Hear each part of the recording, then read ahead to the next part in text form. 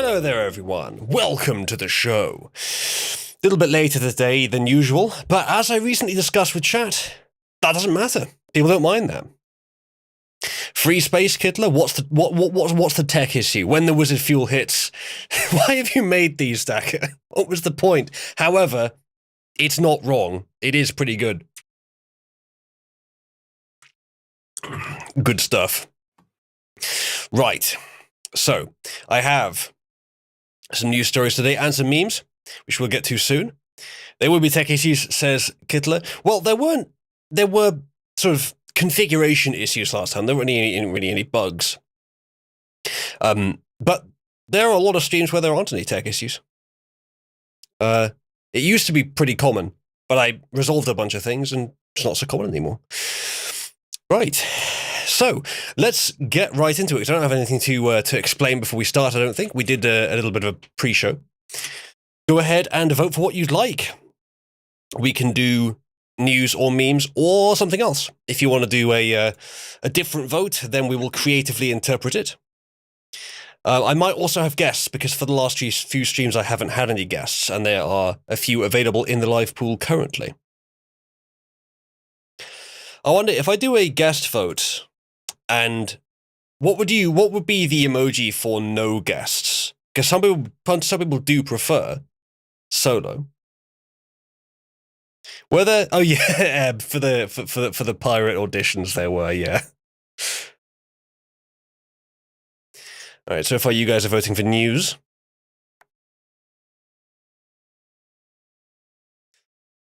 Right. So, reminder, first of the day, there probably will be a premium post show today, as there is usually.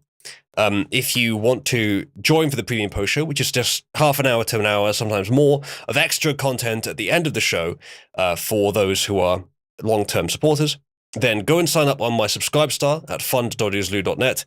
Link your Subscribestar and Discord accounts, for which there is a guide on my Subscribestar page. And then within a few minutes, if you're in the Cabal Discord server, you will get your roles. Then you can join at the end of the show. So let's see what you guys have voted for. It's news. Gun is second for some reason. I actually watched a video by Forgotten Weapons, I think, which is rare for me. I watched his railgun video. Haven't watched any of his videos on other guns, but I've watched the railgun video. And I have seen other videos on railguns. Suffice to say, they have quite a long way to go. But it seems to me, an uneducated gun amateur, that the potential for versatility in the far future, in like 20 years or so when the technology has matured more, might be pretty impressive. Might actually begin replacing other firearms for some purposes, probably not generally though. Gauss rifle.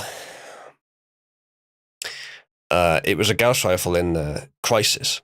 First place I saw one, I think.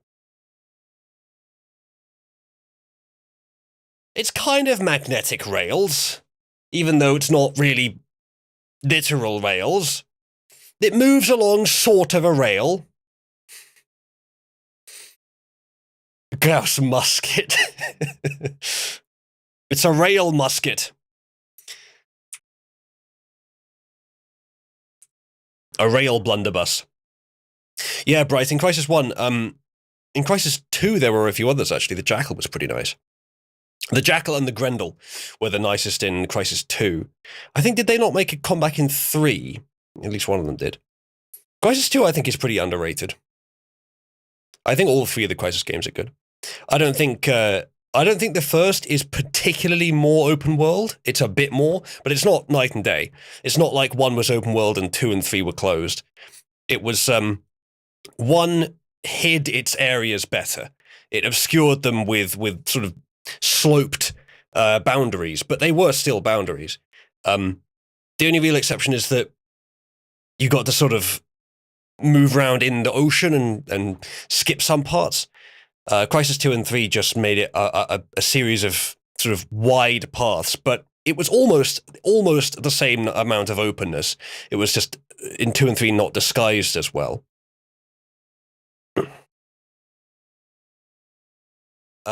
Yeah, Bright. The in 2 and 3 there are still human enemies. The Cell. And the nanosuit has a similar level of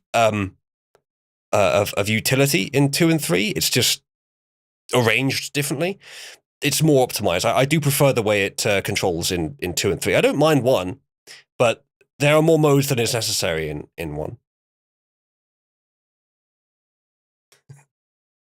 Some Forgotten Weapons Man memes.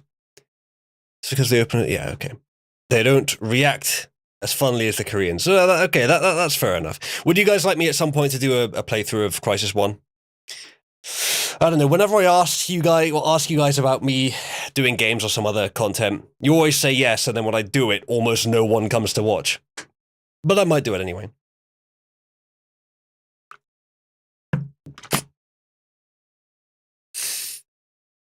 Right. So. That sounds good, right? Okay, so you guys did vote for news. Let's have a look what we've got. We will start with possibly a bit of an out there idea, but maybe it is based on evidence. Exclusive. Pfizer Vax trial manager tells all. Blows whistle on data and medical integrity. Alleged fraud during COVID-19 clinical trial. Brooke Jackson's shocking revelations during her first sit-down with Payne and former BlackRock's Ed Dowd. So, pretty dense title there. But this is from a site I haven't heard of before, Payne TV. Seems like a, shall we say, independent right-wing site, which is no less likely to be honest than a dependent left-wing site like CNN or something. We should at least hear what they have to say. But the this is all audio. I didn't scroll down before I looked at this. This is just about the podcast. All right. Probably not going to listen to this then. It would be difficult to find the right bit. Each one is like 40 minutes long. I should have checked this before I looked at it. Perhaps we can search for this and see if anyone else has the story.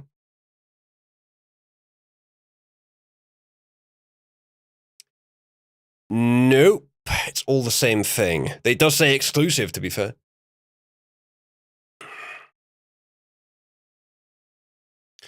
See if there's any comments on this one, on this Reddit post. I'd be surprised if it wasn't already deleted. Yep. Deleted by the person who originally posted it. Really? Really?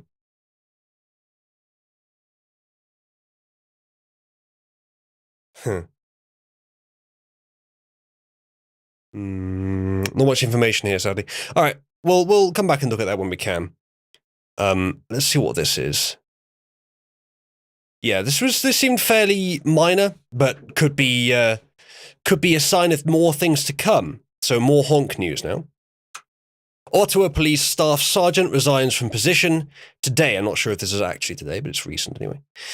National Telegraph just gotten word from a source inside the Ottawa Police that one of their staff sergeants has resigned from his position today, likely over a disagreement with the city's policing philosophy towards the Freedom Convoy. This is a major development for the Ottawa Police, as senior NCOs are the core of any police force, and enforcing anything without leadership is extremely difficult, apparently. Source also said there are unusually high rates of uniformed officers taking stress leave, vacation days, and sick days. It does seem likely to me, especially because the protesters are working class, that the police are not just going to obey the authorities and crack down. Some will. They need to be ready for that. But I don't think most of them will. I think quite a lot of them will refuse to. And here is a major example of someone that is going to refuse to. That's good to hear. Blue flu, indeed, dang. But in this case, it's not due to any untoward reason. It's purely due to a matter of conscience, I think. Of course, we are inferring that this is why he resigned, but I think it's fair to say it is. Silent has made Chad Femzalou, which I wasn't expecting to see today. You should do it with short hair, Silent. I think that would complete it. Make tomboy Chad Femzalou.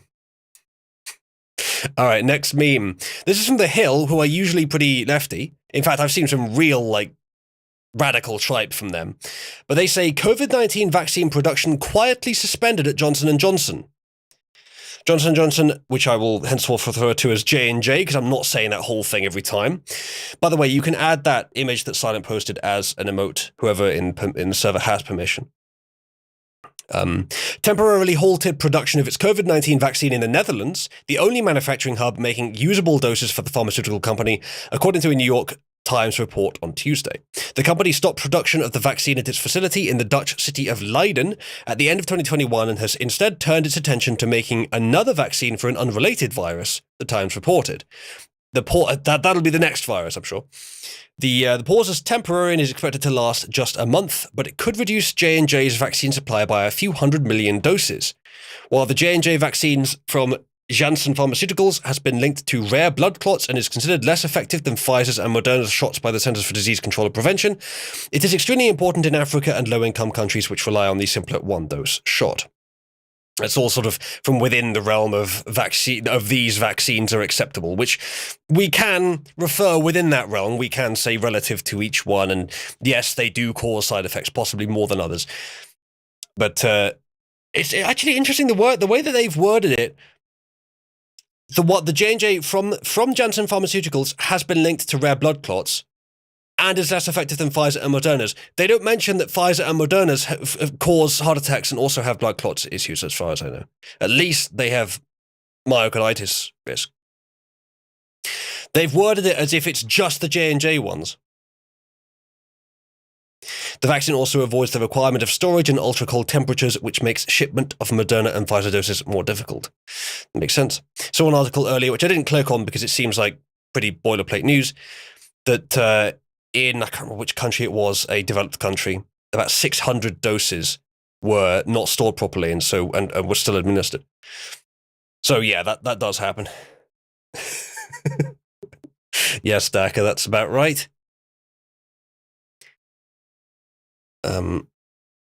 So just so you know, chat, the first ever Femzaloo, especially also the first ever erotic Femzaloo, is lost to time for everyone except me. I still have the image. None of you do. It was from the early years of Cabal. Ooh, you linked me a page of pixie haircuts and you expect me to continue doing the stream? How dare you? How could you? All right, chat, we're going to take a quick break for urgent business. Oh, Jesus, Daka.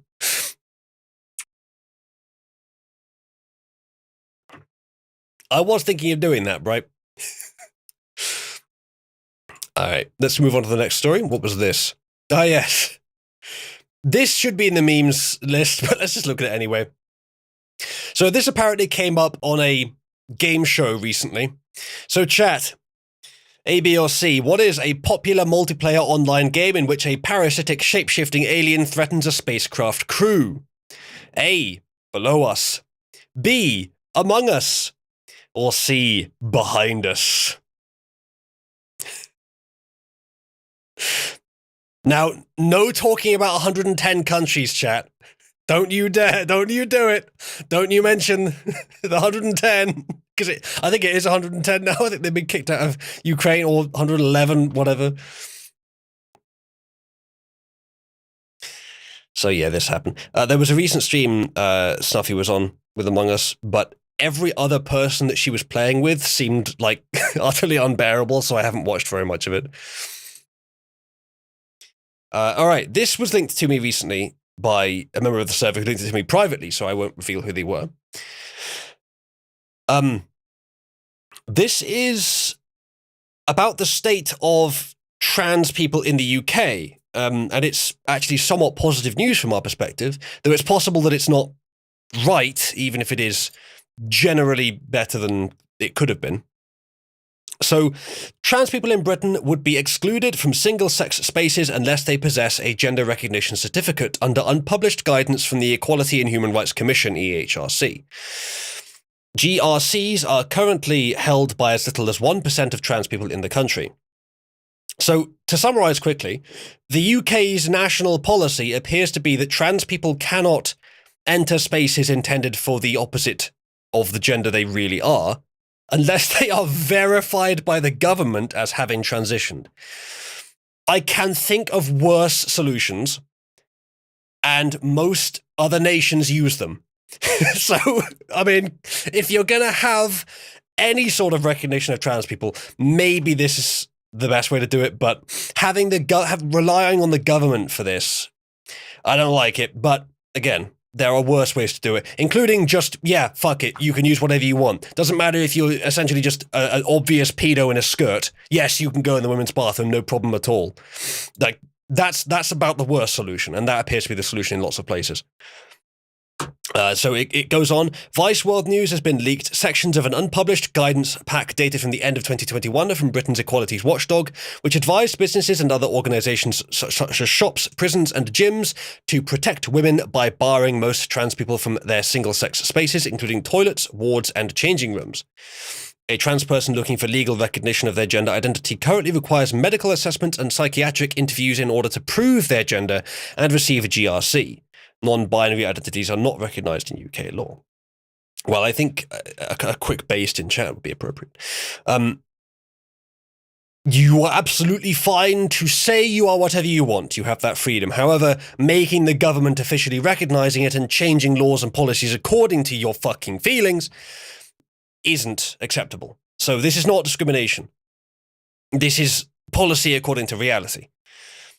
Proving your gender is probably not how it's worded in the document. However, if you do want to legally, and in all other senses, count as another gender, then at least our government is allowing that, because frankly, it's it's understandable that they would just not.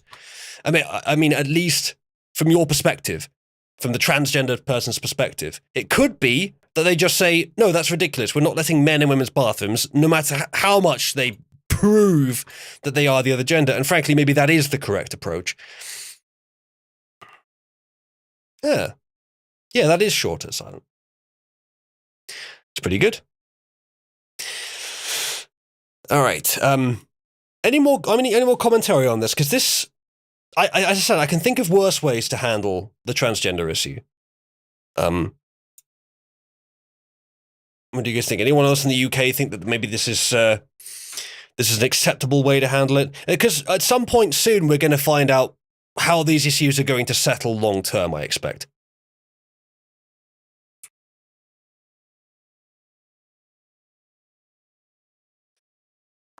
I agree, Kittler. The fact that it's bureaucratic in the first place is annoying, is a problem. But, as I said, there are worse ways of doing it. This will probably cause somewhat less paedophilic incidents. Though, how is it going to be enforced? I mean, the deterrent from someone... I suppose, like, if someone is obviously male, goes into a women's bathroom, and they report it, then that person is actually breaking the law if they don't have the GRC. But I don't know how easy it is to get the GRC. They say, assessments and interviews and whatnot. I don't know how easy it is to lie through them. Lost a little tiny bit of confidence in the medical establishments across the world in recent years. I wonder if you can guess why. Chad, it wouldn't actually take very much to knock Soldnut off that top spot and to become stream boss, you know. I wonder what should be the reward for a new stream boss. What if I say that whoever becomes the next stream boss gets to decide whether I reveal the OG Femzaloo? I might not be able to do it on the stream because it's actually lewd. We could also do pirate. We could say that whoever gets the new stream boss gets to decide whether I do pirate accent for a while. I'm not going to do it for the entire rest of the stream. Pirate Femzaloo. Yes, a female voice is the one thing I can't do. I am just too masculine for it. Verdant, there appears to be some sort of bug on your account. To fix it, you should type in .color space bottom. Just enter that and it'll fix the bug.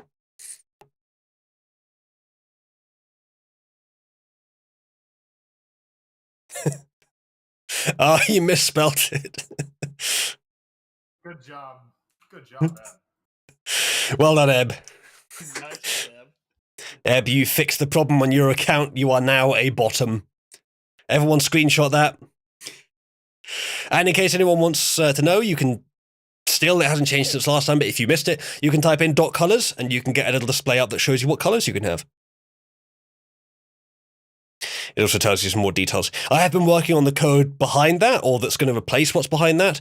But it's really, I thought it was going to be a lot simpler than it was, and then I kept discovering new bits that needed to be more complex, and it was already pretty complex, so it's been really hard to work on it. Hawkins, every time, tries it again, and is still ineligible. Verdant, let's see, what would you have? You have Previewer. It's lobbyist and above for heckling in the live pit, which is the $5 tier. In live premium, Previewer and above can heckle. So anyone that can join it can heckle. Right. Next meme. So, more honk. Here for the long haul. Convoy protest digs in at BC, British Columbia, I think, Washington border crossing. So would that be British Columbia, Canada, and Washington, USA border crossing? Despite the Royal Canadian Mounted Police's redoubled efforts to prevent a convoy of trucks and other vehicles from establishing a stronger presence at the Pacific Highway border crossing in Surrey, British Columbia, one truck managed to get through the police blockade. On February the 12th, which was 2 days ago actually, although I've read this story today, it's odd, an initial surge of about 20 commercial and personal vehicles had broken through the blockade before police reinforcements were quickly dispatched to halt access to the intersection 8 blocks north of the border, later expanding it to 16 blocks. The sole truck, a white Ford F-350, was immediately swarmed by police on foot to prevent the driver from advancing. However, protesters locked arms and circled the police after a rousing singing of "O Canada," while others cleared hundreds of people to allow the driver a narrow passage on the road leading down to the other trucks, which had crossed before the RCMP strengthened the blockade. Java, stop being a fag dick. That's true, Eb. Look, it is an international server. We have to be amicable to those who are wrong, and also foreign. RCMP walking ahead of a truck, leading it somehow. I'm not sure exactly why, but that's kind of rousing. There's still such passion among the Canadian people for defending this this protest, even at a secondary site. Goodness me! Thank you, young Isaiah. Show the femme, says young Isaiah. As I said, I'm not sure I can show it on stream. It's probably okay. I probably will. It's only a drawing. It's sort of a sketch. It's a sketch by someone who was a very good artist, but she just did this one as a sketch. Haven't seen her for years. I haven't talked to her for years, but I have seen her name around. Anyone recognize Nella? Something Stone something? She was a member of Cabal back then, and she did some art, including a Femzaloo. If anyone... Femzaloo, are you referring to a person who has drawn you, but as a woman? Yes, and erotic. Right, okay. If oh, don't you pretend like you're not into it. If anyone wants that to not happen, it would only take £18 right now for the next 5 minutes to prevent it. All I'm saying is that wherever this gets posted, it better be cesspool.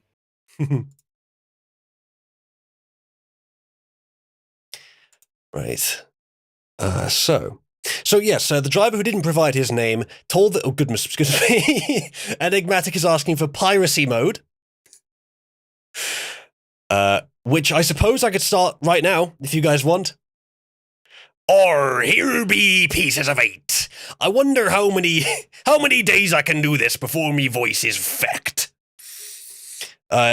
Enigmatic, do you want the Femzaloo revealed? You haven't given an opinion on it. You don't have to give your preference on that in a contribution. You can just send it in a message if you like. Although I don't know who you are in Discord. Are you Enigmatic there as well? If you have no preference, then Isaiah's preference will remain.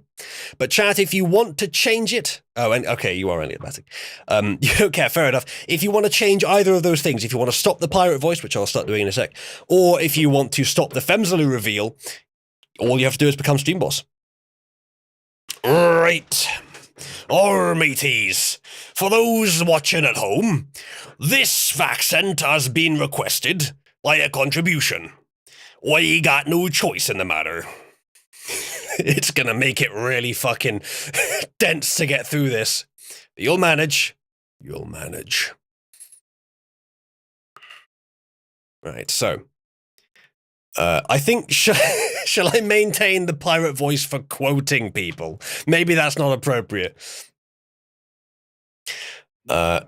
What? You should maintain the pirate voice for quoting certain people, but use different accents and voices for each different person speaking. That sounds like way too much work. I don't know how to speak Pidgin, Verdant. I'm literally not that black. Or the driver, who didn't provide his name, told the Epoch Times that his entry into the Forbidden Zone was necessary to demonstrate the importance of the ongoing convoys and protests at other border crossings and in Ottawa. I'm here for the long haul, he said. Everybody should be off the couch and down here. What else are we going to do if we don't stand up now for our freedoms? Colby's sights were the first to make it through the blockade on Feb 12th with his massive Oshkosh rig.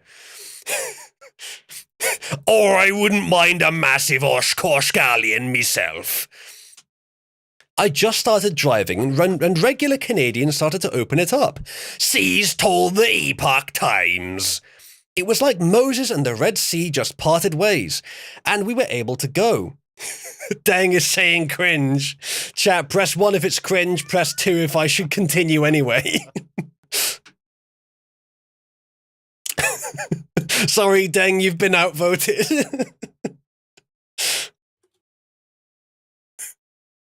Goodness me.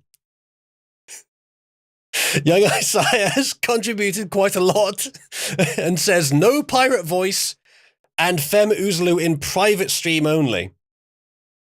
Well, goodness me. If no one knocks him off, then Good lord. That's what you're going to have to wait for. Only those of you who are in the live premium at the end, who are in the premium show, will be able to witness the ancient Femzaloo. And as the contribution says, no more pirate voice. Sorry, chat. Despite the votes, the lobbying votes harder.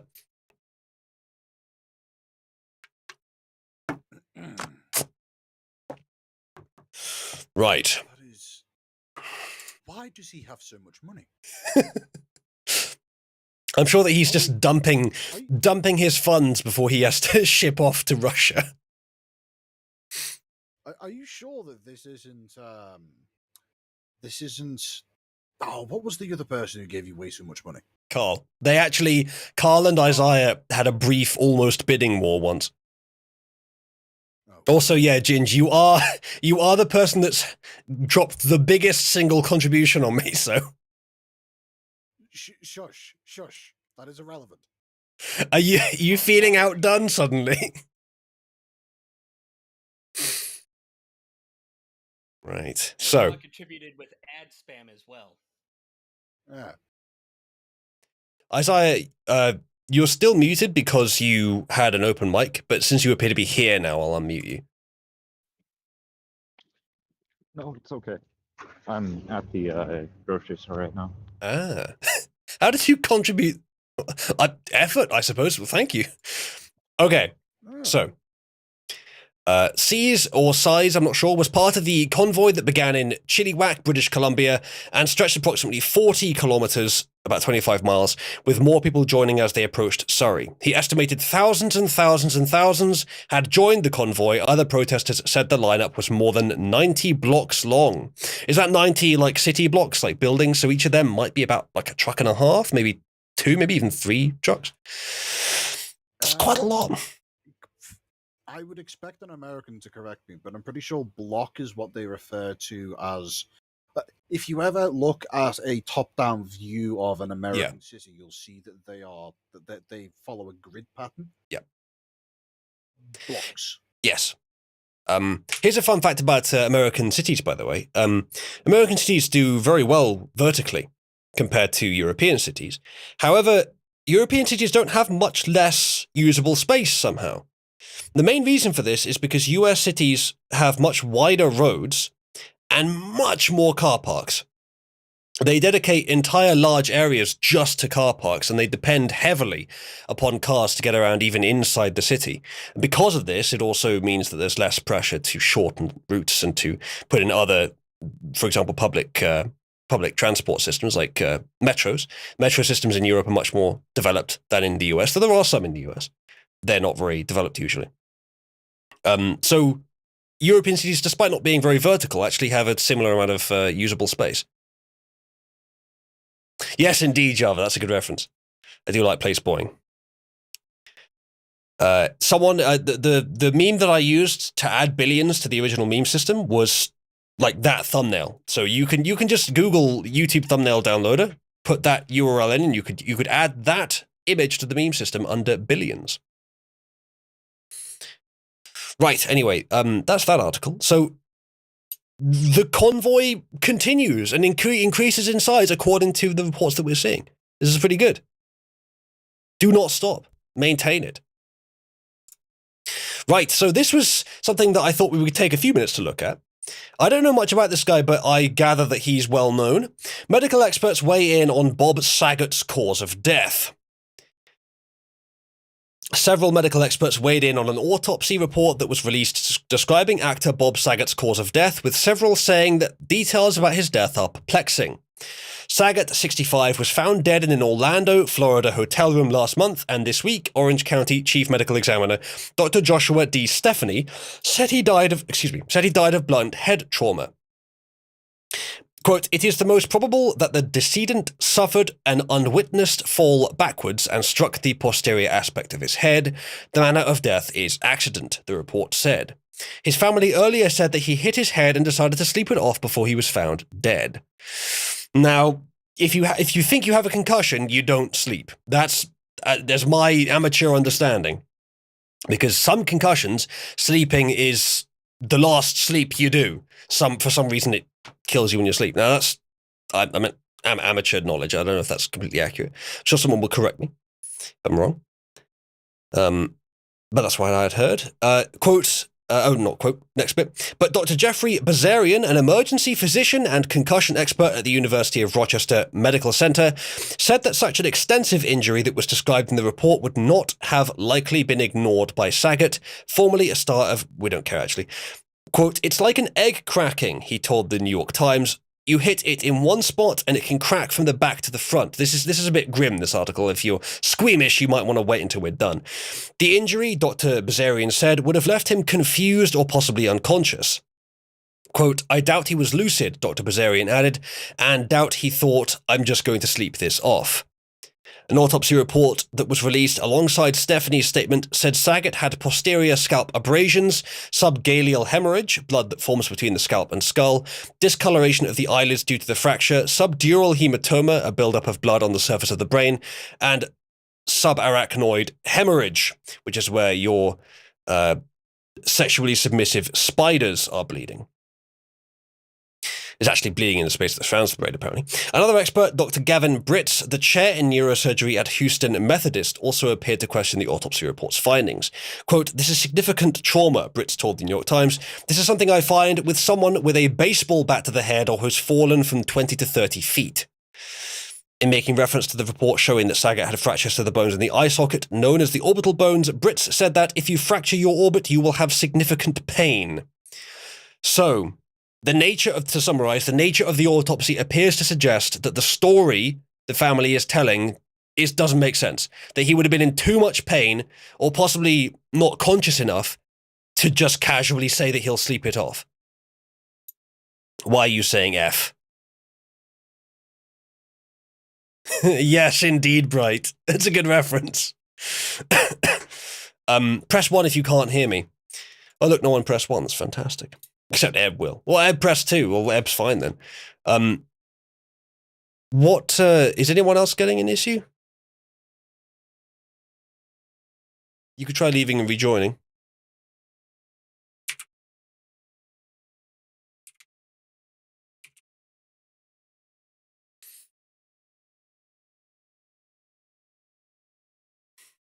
Okay, I see a bunch of people leaving and rejoining the channel. Maybe they're doing that manually, but it might also be Discord.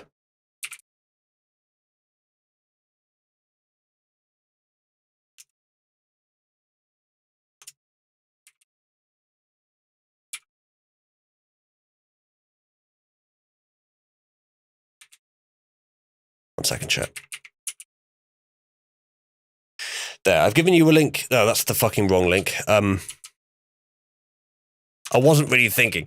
It's odyssey.oozaloo.net. That's better. Ignore my previous thing. There.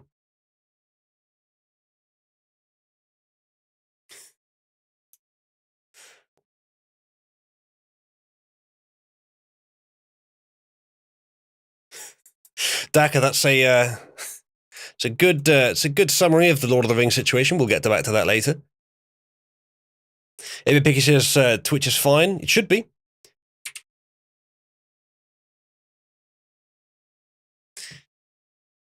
That's also available. My Discord message took a moment to appear there. It's possible that this is a Discord issue. Schwab and Gates testing the internet kill switch region by region. Best theory I've heard so far. Of course, it could just be that Discord is having some issues. Yes, Tanuki, that one will work. The short link I gave earlier, odyssey.oozaloo.net, links to there.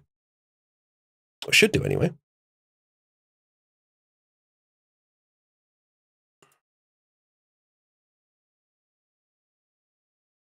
Right, we'll leave it from here.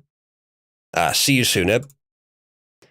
So, to summarize this story, I don't know many of the details about it, really. I don't know if the family would have any reason to cover it up, but it does apparently seem like the story that they're telling doesn't really make sense given the physical evidence. In my humble opinion, it would be possible that the brain trauma would be bad enough that the thought process would be affected, that maybe he'd be not noticing the pain or something. It seems very unlikely, but not impossible that he could just be so delirious that he wasn't really feeling the pain. Perhaps he wasn't actually lucid when he said that he was just going to go sleep it off. Perhaps he was sort of autopiloting through the last few moments of his life on the major delirious brain damage. Don't know. The brain's fucking weird. I wouldn't be surprised if something like that was the cause, but I don't think we'll ever know. And perhaps, and I do think ultimately that kind of thing is relatively unlikely, so it probably does need to be looked into more. I wonder, was there any sort of political connection with this guy? Was there any reason that someone might try to bump him off? Even a CNN correspondent was saying that it seemed suspicious, actually. He was saying that it seemed too significant. There's actually quite a few people that have lined up to say it. Guilty on stream dead. Well, it looks like it's okay here, so I can try restarting the Guilty on stream. I'll tell you what, I will restart the Guilty on stream. So, stop streaming, and then start streaming again. Alright, I started up the Guilty on stream again. The issues that you guys were having were probably Discord's end. But hopefully this helps. Dallas, he's like an actor. Also, he's a famous actor, and with a suspicious death, and so I thought it was worth looking at. But not for very long. We're moving on now. So, time for an unsurprising story. UN neglecting China's human rights abuses due to Beijing's influence. Whistleblower. Right, so how lazy do I feel, chat? Let's see what this does. Nothing. It doesn't actually play. All right, forget it then. So, I'll read it myself. The United Nations, UN, is neglecting the Chinese Communist Party's human rights abuses due to Beijing's diplomatic and financial influence over the global body, according to whistleblower Emma Riley. Say it ain't so. Never would have guessed. Yes, Ginger, that does happen sometimes. Odyssey's not working for you, Scion? That's odd. I'll have to look at that later, but frankly, there's not a lot I can do about it. Tell you what, I'll quickly open it here. Odyssey.oozaloo.net. That should go through to the right place.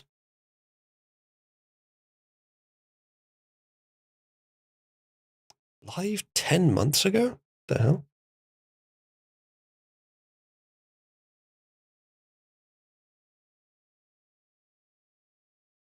Oh, it appears to be working. Don't know why it says live 10 months ago when I'm live right fucking now, but it's working. It might be that it's not working on your end for some reason, but it's working for me. I'm level 3 on this platform. I didn't know there were levels. I'm really looking forward to this platform being slick enough that I can wholeheartedly recommend it. So far, last time I checked, it was a little bit rickety still, but it's still there. And by the way, last time I checked as well, if you send a contribution in LBC through this platform, which I think is pretty easy to do, it should appear on the sidebar of this stream with a approximation of how much it's worth in real money. Although I don't know if I can actually get the money out, but in theory I can. Currently it does not affect the stream boss, but I might change that in the future. Dallas, that's just because there aren't many messages. Some of these are from recently, but not very many of them. Anyway, yeah, it seems to be working. Anyway, back to this. So, quote, there is an actual policy that the High Commissioner for Human Rights, the Secretary General, and various other senior officials do not meet with Uyghurs, Tibetans, Taiwanese, Falun Gong, anyone that might upset China. Riley, a human rights lawyer and former UN employee, told Epoch TV's China Insider program on February the 9th. Riley is a whistleblower who exposed the UN Office of the High Commissioner for Human Rights for handing the names of dissidents and human rights activists to the Chinese regime, violating the Human Rights Council's rules for their protection. Frankly, if that's true, that's disgusting and very blatant, and I would not be surprised if it was true. The kind of thing that will be remembered as a colossal injustice. And, you know, you thought that it was just Hollywood who were taking the lesbianism out of their movies. No, the UN are taking certain ethnic and national groups out of their consideration for human fucking rights just because of China.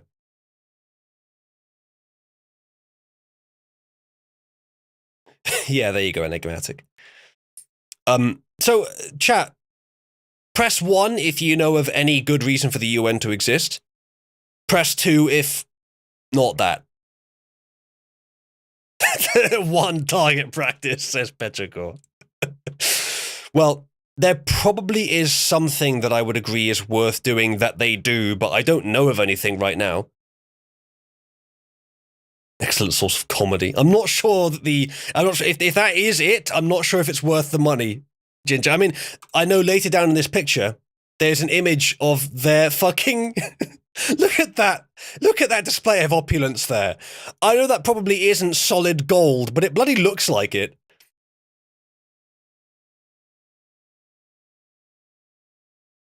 It's like, I know that, I mean, it's like that they've set themselves up as their own religion, at least visually. It's not a good look, is it? We're the people who run the world with a massive gold pillar in our central office where we meet. We're the cucks of the worst dictatorship in the world currently. And we give over dissidents to them to be killed indiscriminately. It's really fucking disgusting, isn't it? So read a little bit more. Quote, that resulted inevitably in the Chinese government sending police to people's family homes, the arrest of people's family members, being forced to tell them about their international advocacy, said Riley. Some truly horrible stories of torture emerged as well. So the UN, pretty directly, but still technically indirectly responsible for torture. In 2013, Riley, who worked at the OHCHR, reported this practice to her superiors and other UN officers, but to no avail. As a result, she faced retaliation and attempts to silence her within the UN, she said, and eventually got fired in November 2021. The scandal came amid rising concerns of the CCP's growing dominance at the UN. So this is interesting. So this is a picture from what is officially known as a vocational skills educational center in the region where they're genociding Uyghurs. Never mind that part. A vocational skills education center. Yes, because I go to somewhere where if I try to leave, I'll be spiked on barbed wire and fences, which looks like a fucking military prison, to learn fucking knitting. Yeah, it's a gulag. Delayed report on Uyghurs. So here's more sort of reason to believe that what she's saying is true. According to Riley, the UN has been dragging its feet on a report on China's human rights abuses against Uyghurs in the far western Xinjiang region. The OHCHR said in December that hopes to publish its report in the coming weeks, and that there had been no concrete progress in long-running talks with Chinese officials on a proposed visit. Now, this visit forms the basis of the next few paragraphs. The UN is proposing to visit the area so that they can investigate reports of genocide. However, Riley, the whistleblower, believes the visit is not necessary to finish the report. Quote, there's enough evidence outside of China to declare that it's a genocide against Uyghurs. We had the Uyghur Tribunal and a number of parliaments to declare the genocide. The evidence is very clear, particularly as regards things like the forcible sterilization of massive numbers of the population, she said.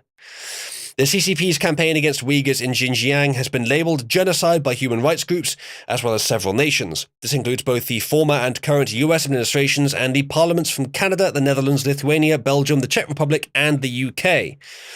Independent People's Tribunal, known as the Uyghur Tribunal, ruled in December that the Chinese regime has committed genocide against ethnic Muslim minorities in Xinjiang through an array of repressive acts that include mass internment, family separation, sterilizations, and forced labor. Now, you know me. I tend not to trust anything that, especially, no matter how many institutions tell me it's true. This, however, is one of those things where I don't really see the normal political motive to cover it up that I see with all the other cover-ups. It would benefit our opponents who tend to be the liars to cover up this particular genocide. The fact that it's so widely known indicates to me it's probably true and so bad that it couldn't even be covered up. But I'm not certain. Quote, I think when the genocide is on course and you're the Secretary General of the United Nations, just maybe ask for the genocide to stop and not just for a guided tour of it, Riley said. According to the whistleblower, the UN Human Rights Council and the OHCHR try to avoid criticizing China.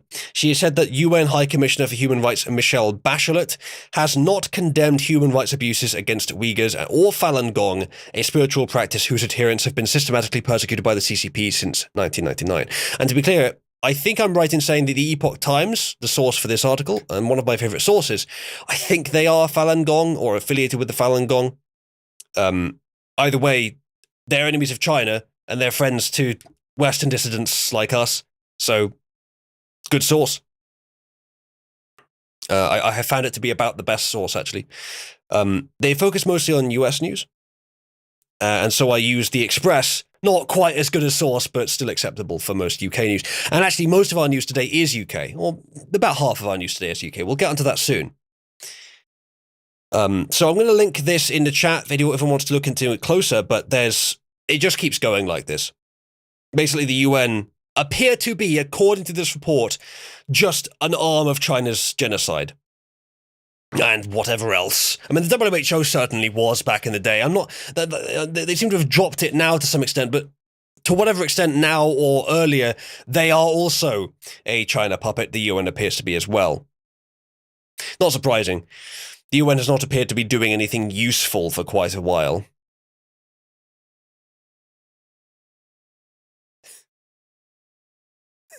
Yeah, what the hell, Daka? Dark white? Okay. Yes, there it is, Daka. There's Ted. It wasn't Tedros, was it? It was something else. His name, can't remember his full name. It was something silly sounding.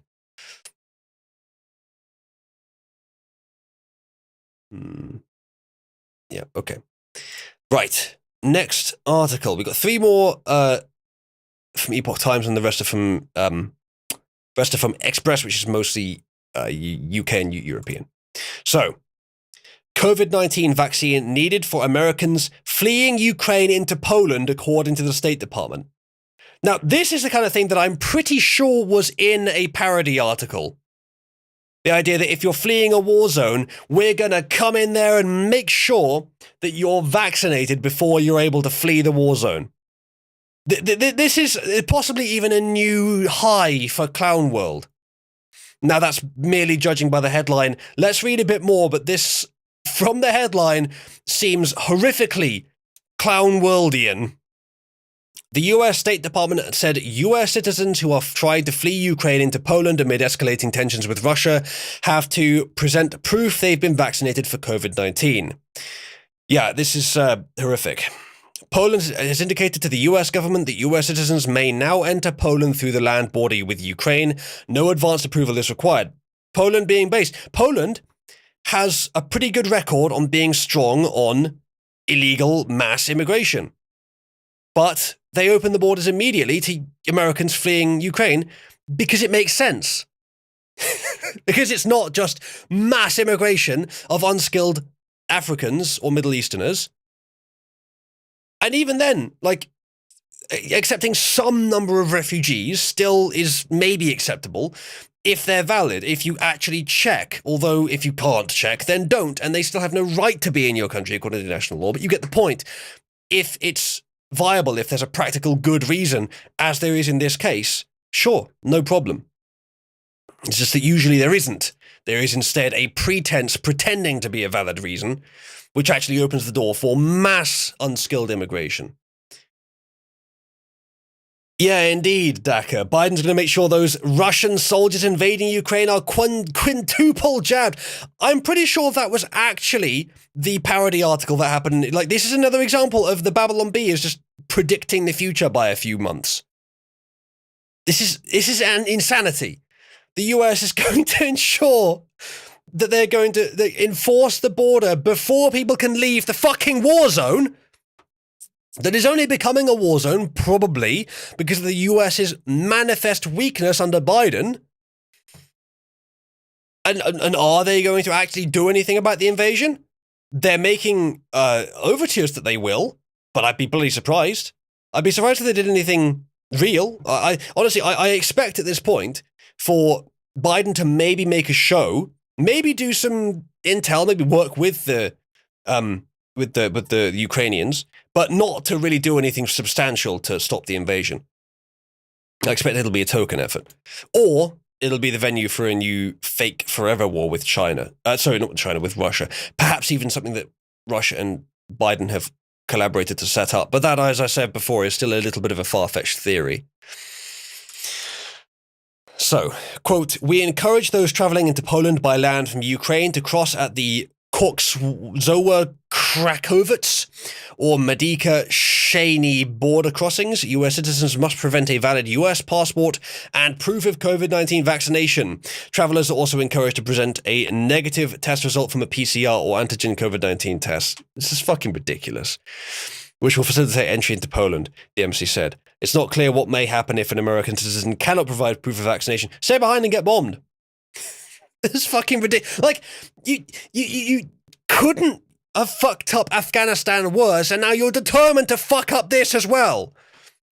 I mean, telling the locals, telling the American citizens in Ukraine to flee before the war arrived, well, I mean, that was a good first step.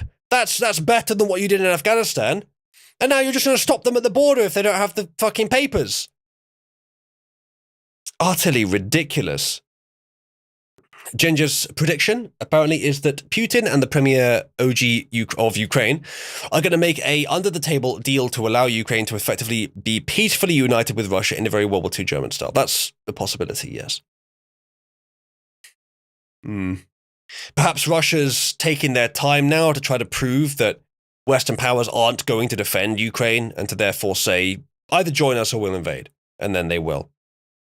The thing is, like, Ukraine has an equal number of troops, roughly, to Russia, and I know that there's obviously asynchronicity in terms of the advancement, but it wouldn't be I don't think it would be like a walkover for Russia. I think there would be some struggle, but they probably would win ultimately.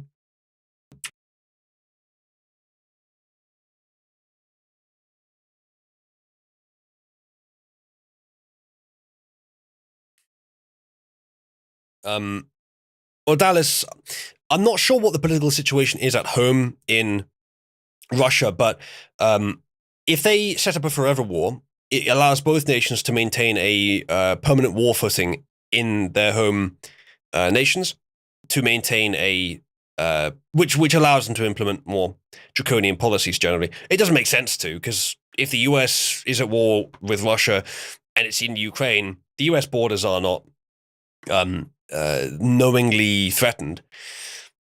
But I don't know if Putin would benefit from that, because he already runs his system in a pretty authoritarian manner. However, it might benefit Putin if the US was doing that, because Putin knows that the US's strength comes from its liberty, and he knows that Biden and the Democrats are willing to destroy that liberty for their own benefit. So if Putin is willing to maintain a forever fake war over Ukraine, then it will keep the US weak, because the people that are running the US want it to be. And so Putin can then have more carte blanche elsewhere. Again, a bit of a far-fetched theory, but it's not impossible.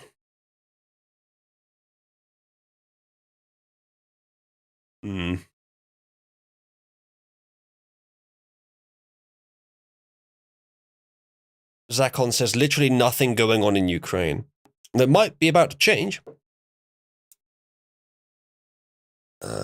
In order to enter Ukraine, the country has 4 months required travelers to show proof of vaccination for COVID-19, the illness caused by the CCP virus, etc., etc. Yeah, I think I'll stop this. This is too painful. This is utterly ridiculous.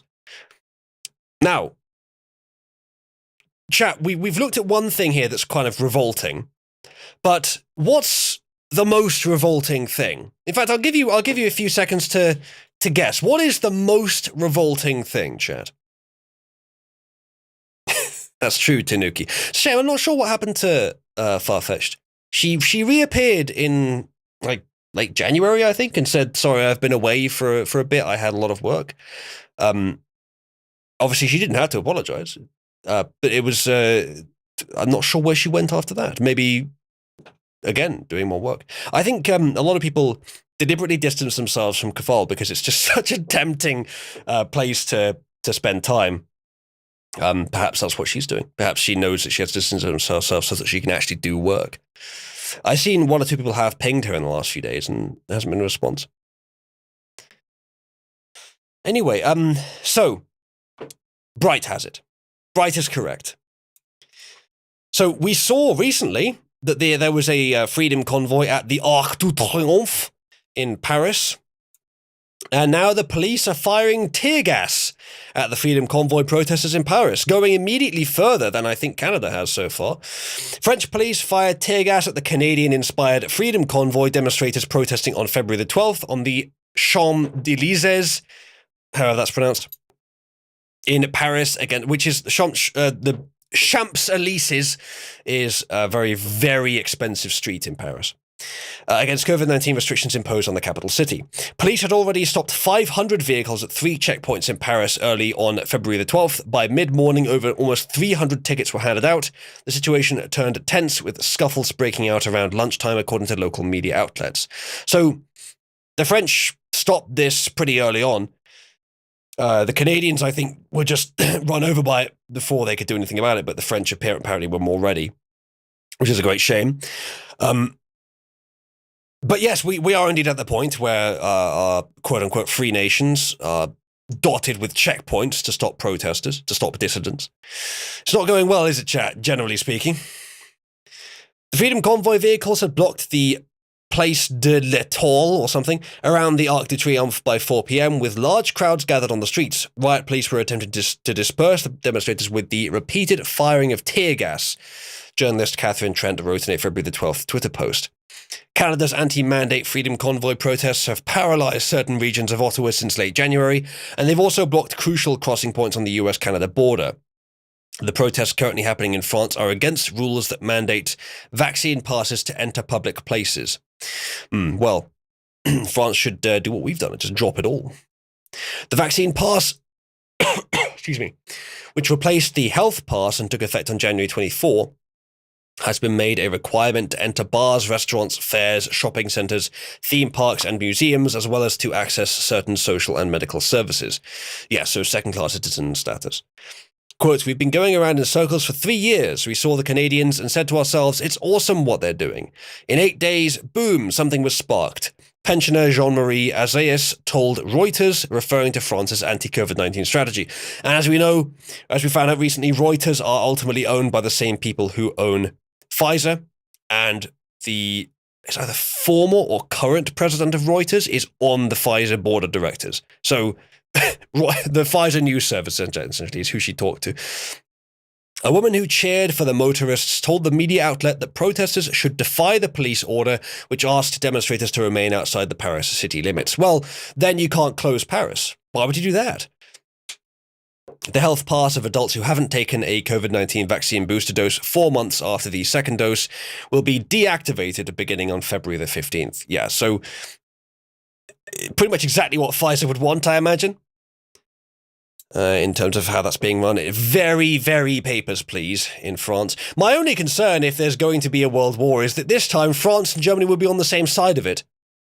I'm not sure how World War II would have gone if the French had joined Hitler, rather than just rolled over for him.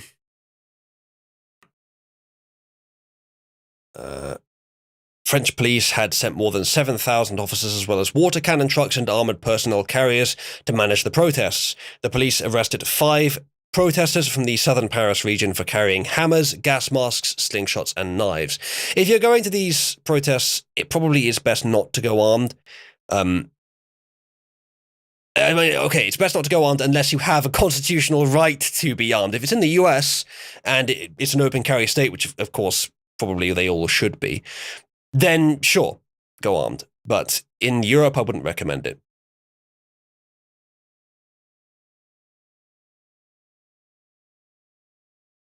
Yeah, Ardith, as Steve says, it was just a puppet. I'm not aware that the French actually sent soldiers.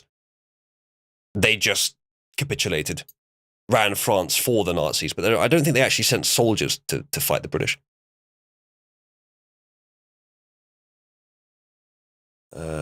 I mean, the French in World War II were not quite useless, but not very useful. If they had been actively antagonistic against the Allies, it might have gone quite differently.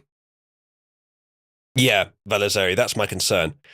If there is another world war with a similar sort of structure of nations aligning against each other that we had in the last one, then it's likely to be elements of Western Europe and Russia against Eastern Europe, the UK, and the Americas, probably. But Biden's a fucking wild card because we don't know which fucking side he's on.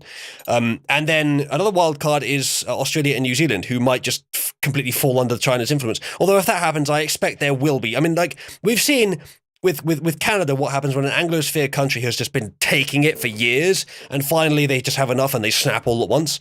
If Australia and New Zealand try to join that kind of conflict on China and Russia's side, I don't imagine that their people would go for that.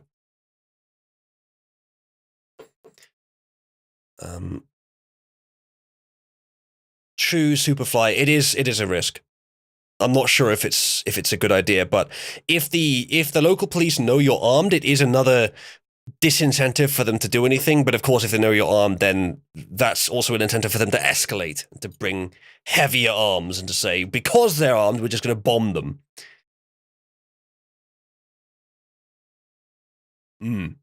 Daka says there were Vichy French soldiers guarding a beach somewhere in North Africa. They surrendered more or less the moment Allied troops landed. There you go, yeah. So the French didn't actually fight against the Allies, but what I'm saying is if they had, it probably would have been a lot worse. No, not yet, Wilson, I agree.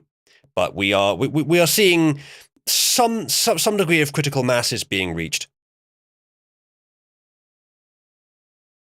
Yes, I do hope so, Ginger.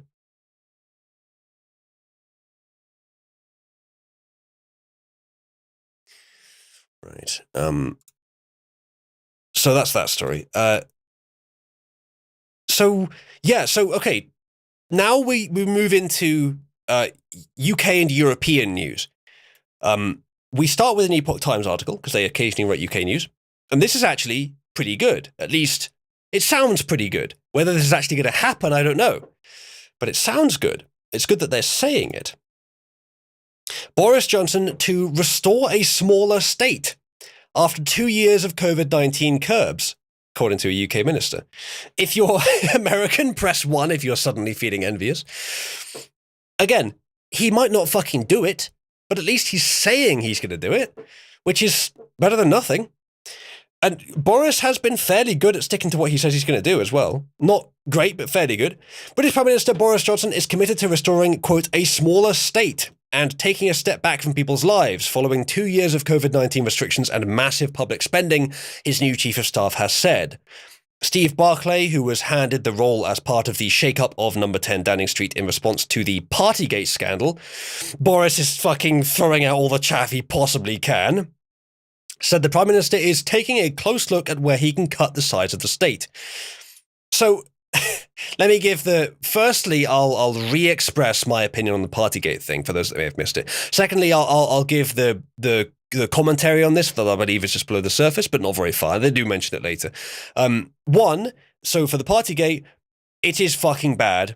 It is obvious hypocrisy. It is Boris and those around him seeing themselves as above the rule of law, which is antithetical to a classical liberal state. Classical British liberal states named that for a reason. It's wrong what he did. However, it's not, I don't think, enough to have him deposed. It should be added to a list of grudges, and perhaps it could be enough eventually. But I think we do still need Boris. He is better than the other options available, and it is still difficult times. He is doing better than could be expected, and I don't see anyone else who could do it particularly better. There are the good options, but none of them are particularly near to power. David Davis would be pretty good, I think. Raab would be pretty good, I think. There was one other I had in mind. But there are others that are decent. Tugendhat seems okay, actually. But they're not likely to be the ones who would get power. It would probably be Rishi Sunak, and I'm really not sure about him. I have a bad feeling about him. But so yes, that's my take on Partygate. It's really bad, but I don't think it's bad enough that he should be ousted for it. And the second part of this, which I have already mostly said, is that the reason Boris is doing stuff like this, the reason he's dropping all the COVID restrictions early, is just in desperation to make sure that the backbenchers don't initiate a no-confidence vote against him that spreads across the entire party. Also, he needs them. He has a massive majority in his party, but he relies on party cohesion to maintain that. So there's a group called, I think it's the 1922 Committee, made up of conservative backbenchers, and they're usually more conservative than the average. So Boris is just conservative and somewhat libertarian as well. So Boris is just giving them everything they want, and they're actually pretty close politically to where we are, at least in the current culture war. So good. Dallas says the only reason Boris is useful to us is because he's so weak that we can bully him just as well as his buyer. Maybe so. I'm not sure if that's true. I haven't seen him as particularly weak or strong. He seems a little better than average for UK politicians. Ginger says, I just think that Bojo needs to be given the boot, and the British people in general need to be a lot more enthusiastic and brutal about booting ineffective PMs. Through process of elimination, we will get someone good eventually. Maybe. But the thing is that it's all too easy to have someone that looks effective but isn't. Perhaps that wouldn't work. I mean, it wouldn't work on us, but it would work on most of the public. And I fear that Rishi Sunak is... I don't really have much of a basis for this. I just get the feeling that he might be the Global Homos pick to reestablish their dominance in the nation. I don't really know if that's true. But for whatever reason, whether he's just weak, it seems that Boris is no longer playing exactly to their tune anymore. But let's continue. Excuse me. Writing in the Sunday Telegraph, Barclay said the government made the right decisions in spending £400 billion, $543 billion, fighting the CCP virus pandemic. And whatever you have to say about that, it's probably too much. It probably maybe some amount needed to be spent, maybe not that much. Either way, that's what he's saying. He said the priority now is to restore a smaller state, both financially and in taking a step back from people's lives. Quote, it's time to return to a more enabling approach, he said, to trust the people, return power to communities, and free up businesses to deliver. He's saying the right things. And yeah, Ginger, I don't necessarily disagree with you that we just need to keep cycling until we get someone good. But there is a lot of, like, it does take a lot of time and effort to get someone good. But then again, you know, perhaps we don't need someone good. Perhaps we don't need someone that's gone through all the, institutions to get to that point. Perhaps we just need to cycle through so quickly that the competition is so intensive that it's too much about merit and too little, or it's much more about merit and much less about like fitting the job in a traditional sense. I fear that might be throwing the baby out with the bathwater in some way, though. Of course, if we get a bad leader, then hopefully we do end up doing what you recommend. But I have a feeling at this point that they'd have to be pretty bad for us to do what we did in 2019. I think Java, I can't remember. I did know back in 2019, but I can't remember whether a vote of no confidence ejects the current PM and puts the next one in line up, or whether it just starts a new general election. I can't remember. Why am I a doctor now, Silent?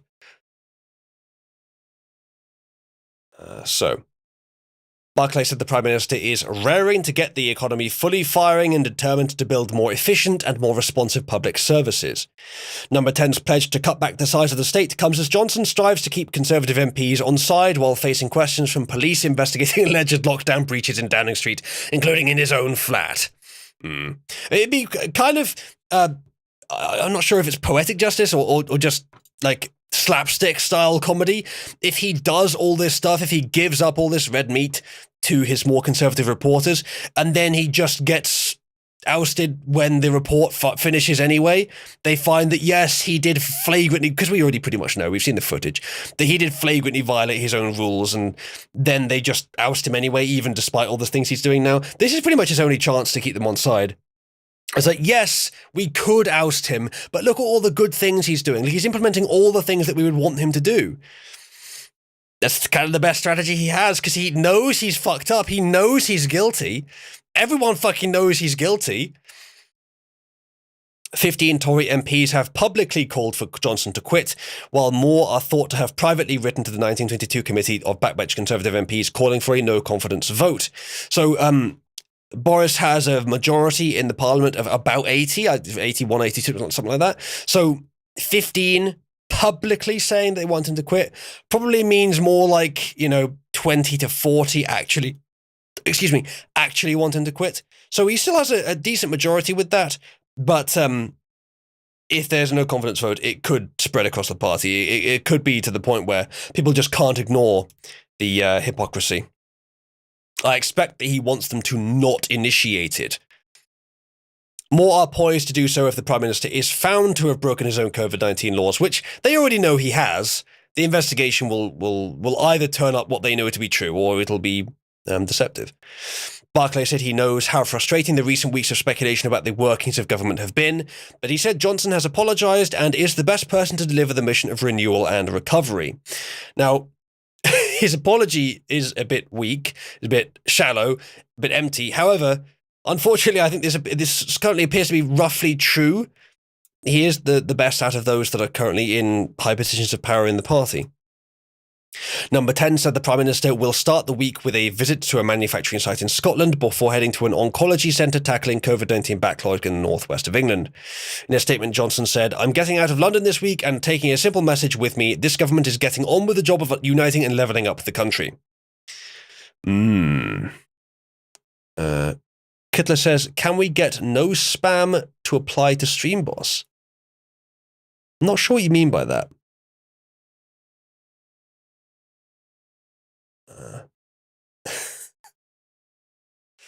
Kittler says, "Anytime someone gets the StreamBoss, you immediately put the same message, aka spam." To be fair, Kittler, the whole point of the StreamBoss is for people to contribute to put what message they want up there. I don't mind if they put the same one up more than once. And I'm not just saying that because he's paying me to, but like, that is the point of the stream boss, is for people to pay to put the message they want up there. So I don't think it counts as spam. It is the same message being put up there. If he was constantly sending like £1 donations with the same message, you could argue that spam. It would just be annoying, it constantly appearing. But even then, it's not too bad. So I don't know.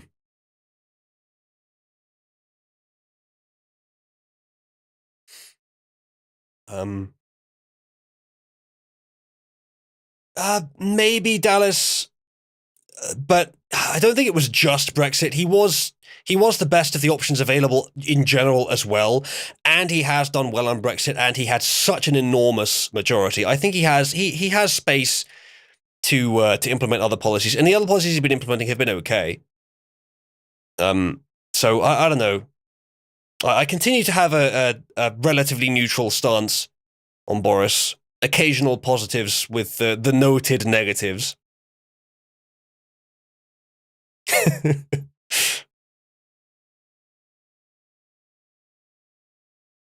How dare you, Defort? But at least you have false quotes in your name still.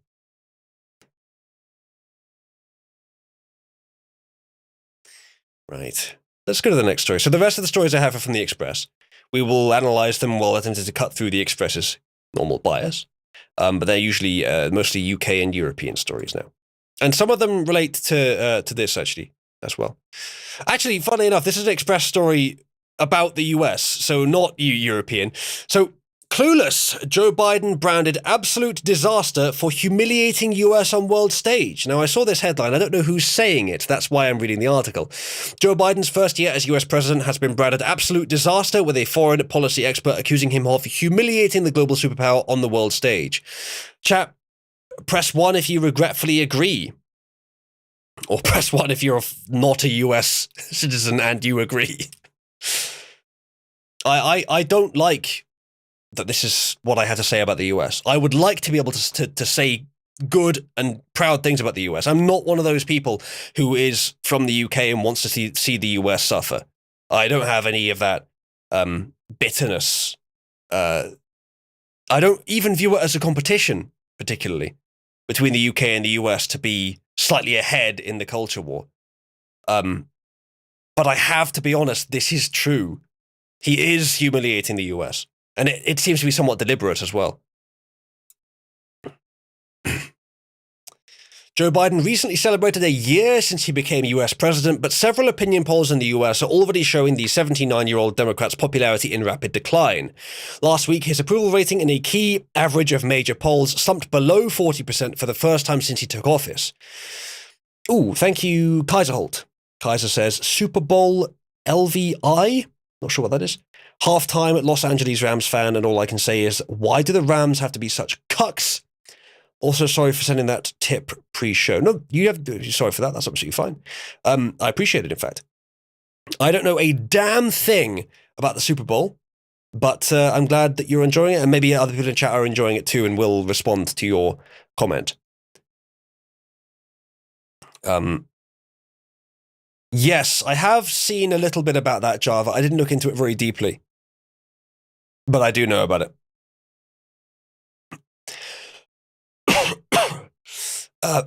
Sorry, I got a bit of a cough. Oh, excuse me. Not really a cough, just a momentary thing. Velazari, I don't think that people on the right want full isolation. It's unfair to say that. And Dems engaging in world politics in exclusively self-destructive ways. I mean, no one can look at Afghanistan and say that that was an acceptable way of handling the situation from Biden.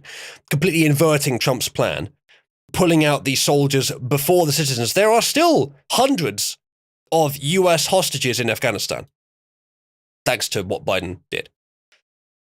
So no, Republicans don't want full isolation, Velazzo, but they do want to focus more on making sure that they can take care, like that the US can take care of itself, making sure that the US is strong before it just gives things away to other countries, before it focuses too much on internationalism, focusing on strengthening itself, which is a very important thing to do.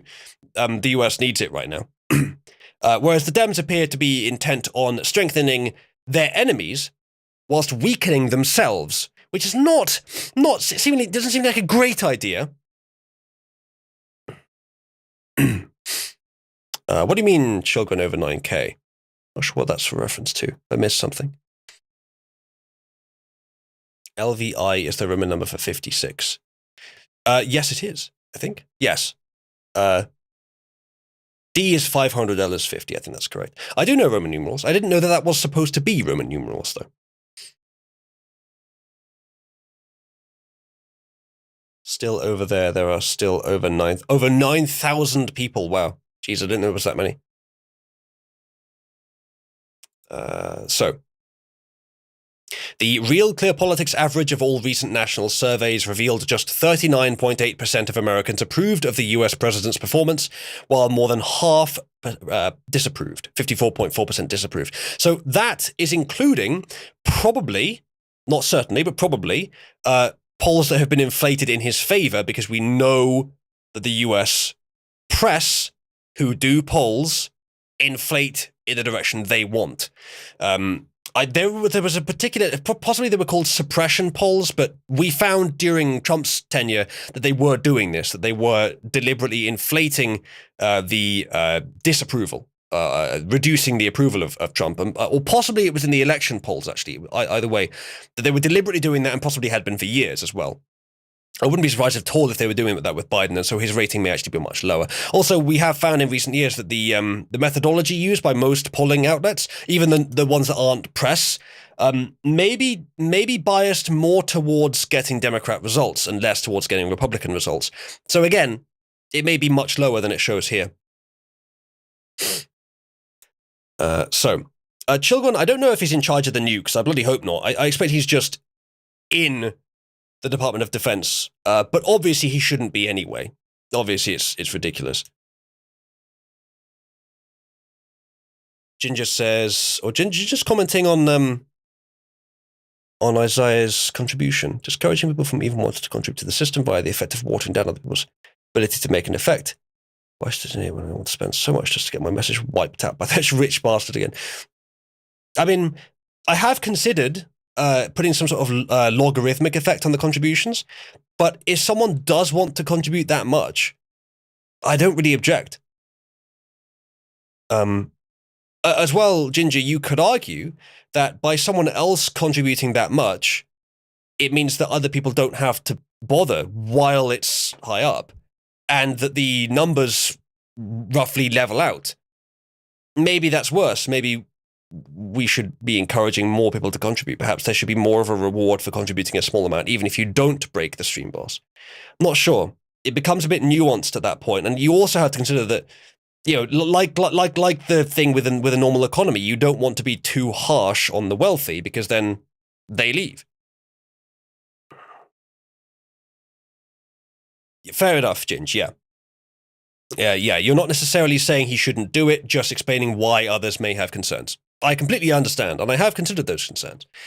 But I don't believe that they are enough to make any major changes as a result.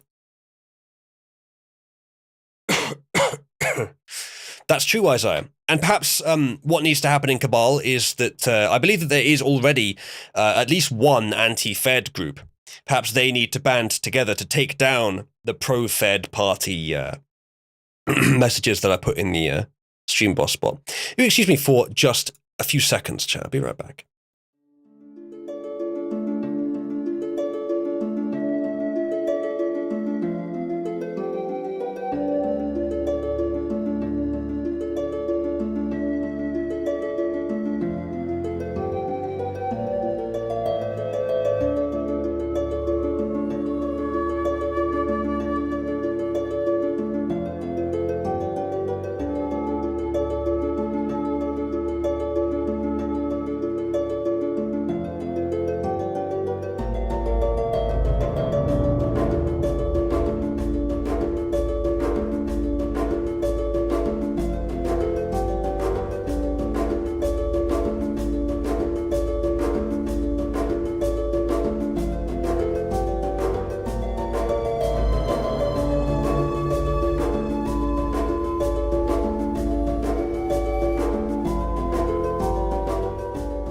Don't worry, Tanuki, I won't leave you like your real dad did.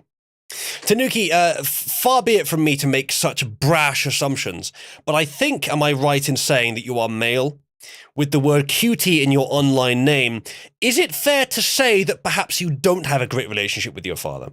Maybe that cuts a little deep, and I don't have anything against you. I just feel like I made a connection. I couldn't really ignore it. I'm probably wrong, of course. I'm probably wrong. Do hope so. Actually, 8-bit, there's good news on that. I think the crazy neighbor's actually moved out. In fact, I think he was evicted. So that's good news.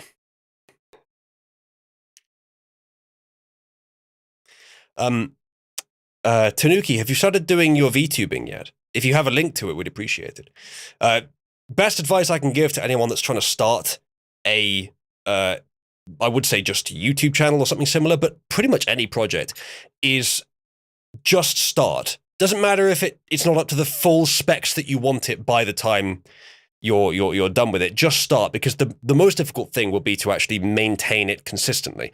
Getting one episode of high quality out isn't as difficult as maintaining it long term. And maintaining it long term, you should start as soon as you can. If you can make good content, you can do it without maximum production quality. You don't need maximum production quality. It will help. You should aim for it, but it is not necessary to get started.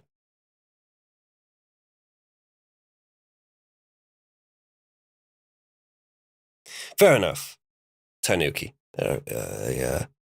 Glad it's not too bad. Anyway, let us continue with the news, as that is what you all voted for. During his first months in office, Mr. Biden's approval rating has been above 50%, but that began to plummet amid the chaotic and deadly withdrawal of US troops from Afghanistan last August.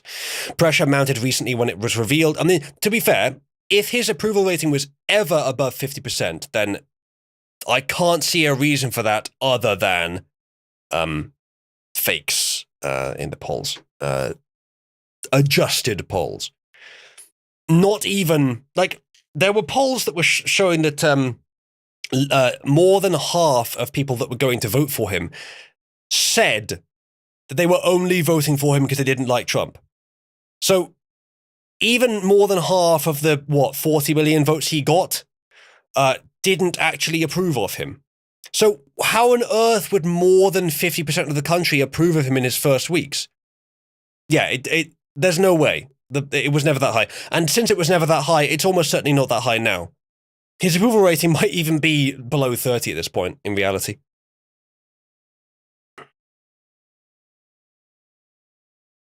That's interesting. Deng, what's that? Where is that from? Is that current? Right. So pressure mounted recently when it was revealed US inflation had surged to 7.5% in what was the fastest annual rise in 40 years. The US stock market also suffered a shocking start to the year, with the S&P, not sure what that is actually, 500 index slumping 5.3% last month, its weakest January since the depth of the global financial crisis in 2009. Does that have any connection to Facebook losing 250 billion? Or is that, I don't know much about the stock market. I don't know if that is connected at all. Niall Gardiner, a Washington-based foreign policy analyst and former aide to Margaret Thatcher, launched a blistering attack against Mr. Biden and his performance as US president thus far. He told Express.co.uk, Biden's first year as president has been an absolute disaster, both for the US and the free world. The US is in a terrible state of decline, he says. We have soaring inflation, sinking stock markets, rapidly rising violent crime across most major cities. Well, just the Democrat ones, though. He is driving the decline of the world's superpower. Most opinion polls show he is hugely unpopular. Americans think his presidency is a huge failure. Now, following up, Trump, with a massive failure, who is anti-Trump, it's pretty good, putting a pretty good word in for Trump, actually. Might help unpick some of the narrative. And it might help some people to believe that the election was rigged, which of course it was. Massive, overwhelming evidence for it, including video evidence and admissions for people involved in stealing it. More people may be prone to believe it if that belief is able to conveniently line up with the fact that this Biden guy's awful. It was literally better under Trump. which we know it was, and we know the election was rigged, but perhaps for normal people, if the press does not inform them that the election was rigged, then perhaps the only way that they'll believe it, because the evidence doesn't tend to convince most normal people, is if it's convenient to do so.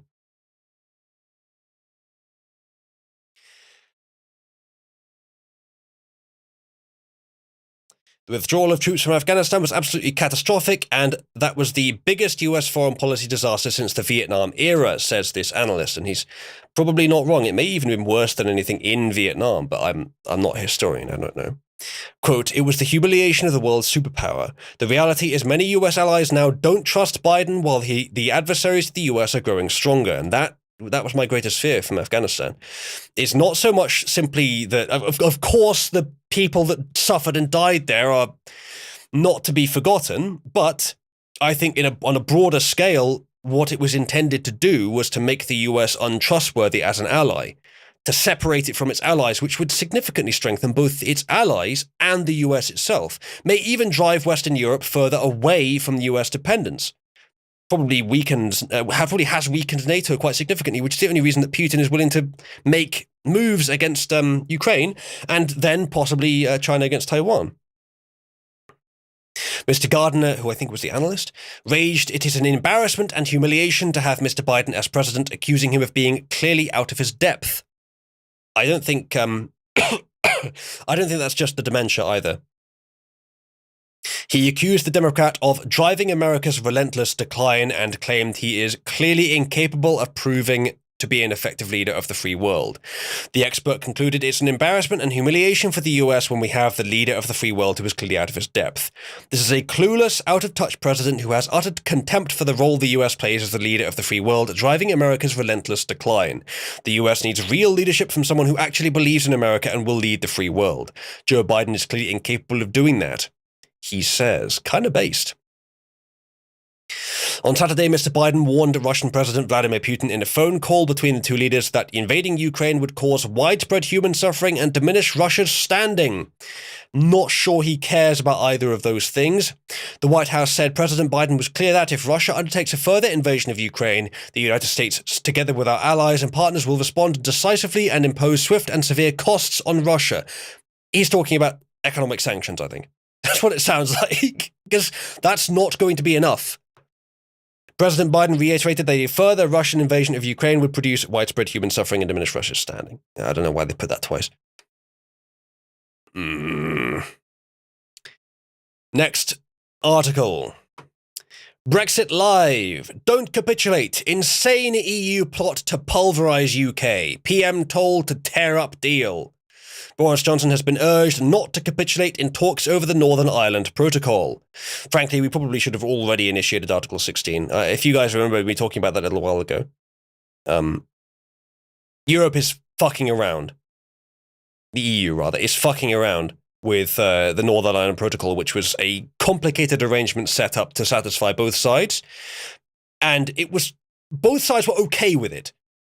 And then the UK determined, not sure if this is true, but the UK government determined that it was having too much of an economic negative impact to maintain it, and they didn't do anything about it. They said, we could probably initiate this carte blanche cancellation of the agreement, but essentially on good faith, essentially, as a olive branch, we're not going to do it. And then the EU tried to impose the rules of the European Court of Justice on Northern Ireland, our territory, because they're in the European single market, which, by the way, Norway is as well, I think, and don't have the ECJ. So that was bullshit.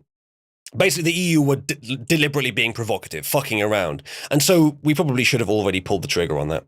And interesting here, so we've got a video here. Usually the Express video on the front here is not actually related to the article, so I usually skip past it. However, this gentleman here, Daniel Hannan, he's actually pretty cool. I was listening to him a few years ago. There's one or two things I thought he said that were a bit, definitely wrong. I think there was something on immigration he said where he was pretty cucked on it. But generally, he seems pretty good. He's pretty libertarian, as the Tories go. Should we have a quick watch of what this is? Because this doesn't seem to be the same story, but it might be related. But it is, I think, worth stressing that we went into the epidemic in a better condition than I think a lot of the international media recognized. And the reason for that was because, if you like, honest reporting of economics had been prejudiced by people's attitudes to Brexit. So it's worth just beginning with the facts. In 2016, in 2017, in 2018, in 2019, the UK outperformed the Eurozone. You can take any measure you like, not just the basic growth, but you could look at unemployment, at the manufacturing output, the stock exchange, the bounce back of the currency, exports, pretty much any measure you like. And we were doing very well. But that point is really worth underlining, particularly to friends overseas, because I found that a lot of the foreign media, understandably taking their cue from the Financial Times, the BBC, and The Economist, which tend to be the kind of most read UK media overseas, and particularly even more the New York Times, which has become deranged on this subject, could not bring themselves to admit that anything was going right. And as a number of sort of Remain-leaning economists have now said, this led to their profession making some huge mistakes because of tendentious reporting and results-driven surveys. So we went in to the epidemic in a better condition than most of our neighbors. Then, of course, this wrecking ball came slamming in from the side, thudded into us as it has into you and into every other country in the world. And it's very hard to know who is going to be best placed to come out of it. I didn't actually know that the indicators were so good before the pandemic. I suppose I got distracted by the pandemic. I didn't look into it. But he'd be one of the people to know. Hannon's pretty good. He was always pro-Brexit. That all kind of makes sense. It's also gratifying to know that, yes, indeed, there is data showing that we were right to leave the EU, and not just lots of good arguments saying that we are right to do so. Are you guys still talking about contributions? If Carl Childers is watching on YouTube, this message is for you. How about you prove your worth and donate 600? Goodness me, that's quite the challenge. No one tell him that if you donate a small amount, it ups the multiplier, and then you can donate a lesser amount. No one tell him that. So, from Brexiteer, Lord Hannon blasted the agreement for pulverising Northern Ireland's power-sharing institutions. Writing in the Sunday Telegraph, he claimed Whitehall has every incentive to misapply the protocol. Lord Hannon added if the Prime Minister, who has described the current EU position as insane, fails to get Brexit done and bows down to the EU on this important matter of UK constitution, his survival in number 10 could be short-lived. That's pretty dense, and they've worded it in a sort of roundabout way. So the agreement, the Northern Ireland agreement, Hannon says is pulverizing the power sharing institutions. Apparently he says the UK government has every incentive to misapply the protocol. I'm not sure what he means by that. Perhaps it'll explain that later. The Prime Minister Boris has apparently described the current EU position as insane. Hannon says that if he fails to get it done, to get Brexit done, and bows down, then he could be voted out, essentially. That's pretty info-dense, but that's kind of what's going on there. It seems like they probably agree, and Hannon is just saying he must do as he says, essentially. Now there's a bunch of other stuff here as well.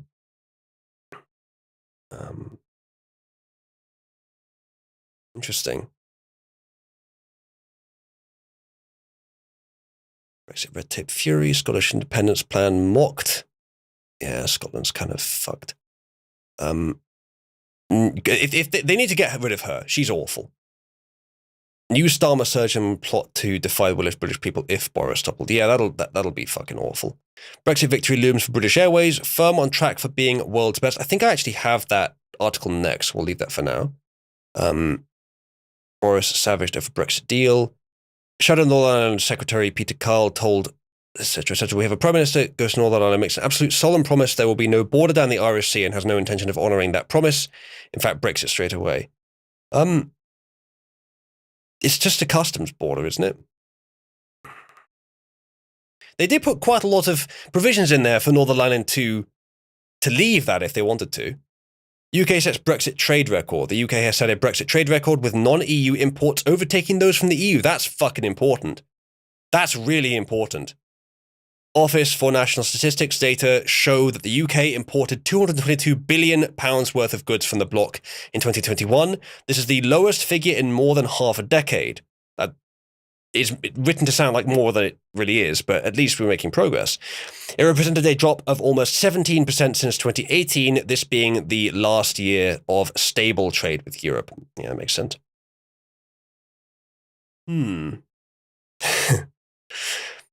That's good though. We've hit that point. Like, there might have been doubts that we ever could reach that point. Non-EU imports now more than EU imports. There really is no good argument for us to be part of the EU at that point. If we can survive and even thrive as we are, when the majority of our trade is now from outside the EU. What do we need the EU for? What does anyone need the EU for? That's good, Silent. A little bit too bright, though. What do you think? Would you guys appreciate me changing the background? Not sure on what pattern I change it, perhaps per scene. And of course, a new background would either be not as good or would take a while for me to prepare. But we could change to a different one. There are some others. Tomboy watch. That's good. There are some other Oozloo backgrounds.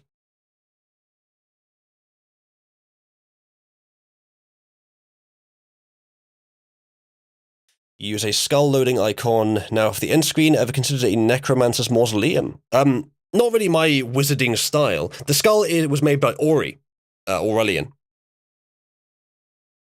Stone pillars and glowing runes. Actually, Petrichor, that already exists. We already have one of those. In fact, if you give me a second, it might already be in here. I won't bother going to find it if it isn't, but I think it might already be in here. I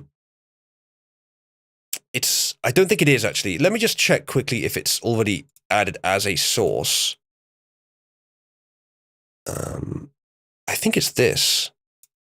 I'll find out in just a second, Shall. Hold on a sec. But I think we already have this. It's in the wrong place now. All right, let's see if this works. Ah, no. That's not it. But I think, God damn it, I think there is. I think it is in here. Source. Intro BG low quality. Standby BG. No, it's not it. Okay. Custom standby BG. That might be it. Let's just show it. Nope, it's not that. All right, never mind. It might not be loaded currently, but I can go find it later. It does exist. It's one of my oldest ones, actually. It's not one of my oldest, actually. It's from 2017. But yeah, I'll find that later. Maybe we'll take a quick break at some point, and I will go and find that, and we'll have it back on when I get back. Actually, let me just try one more thing.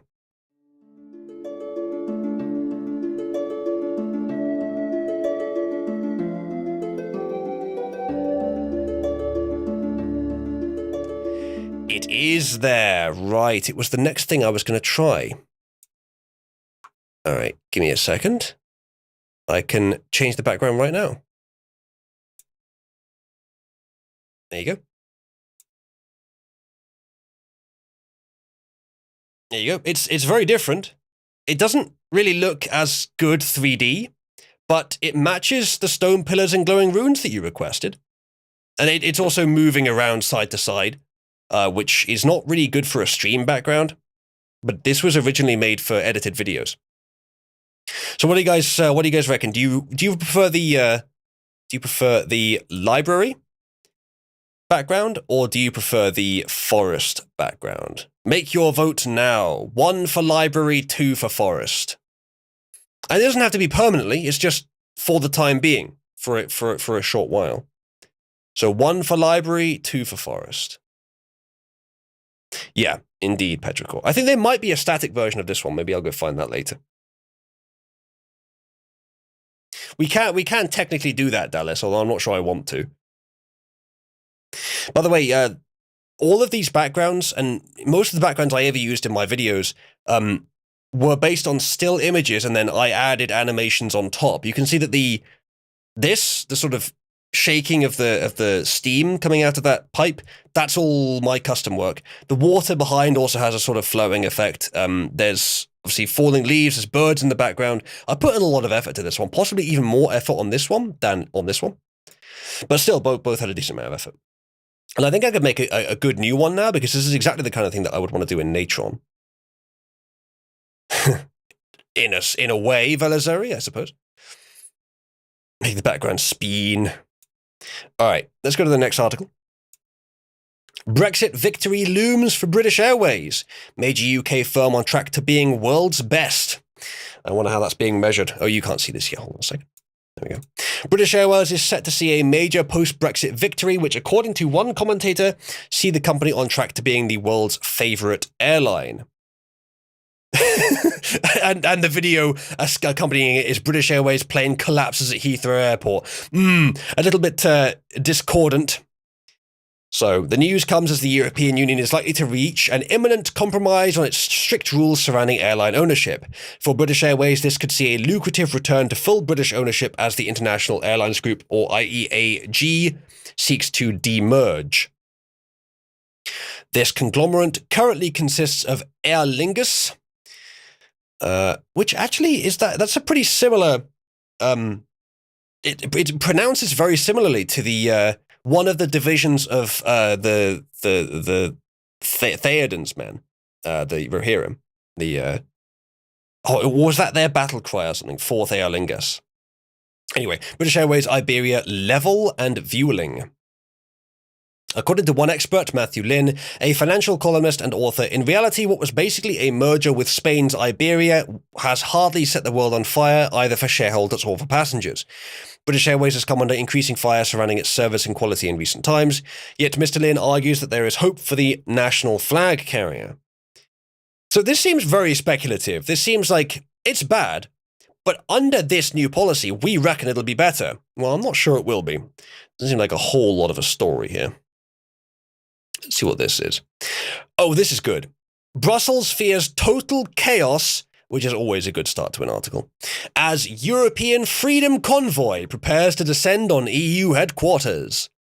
Brussels is bracing itself for a massive protest tomorrow as the so-called European Freedom Convoy descends on the Belgian capital to protest outside the European Union headquarters.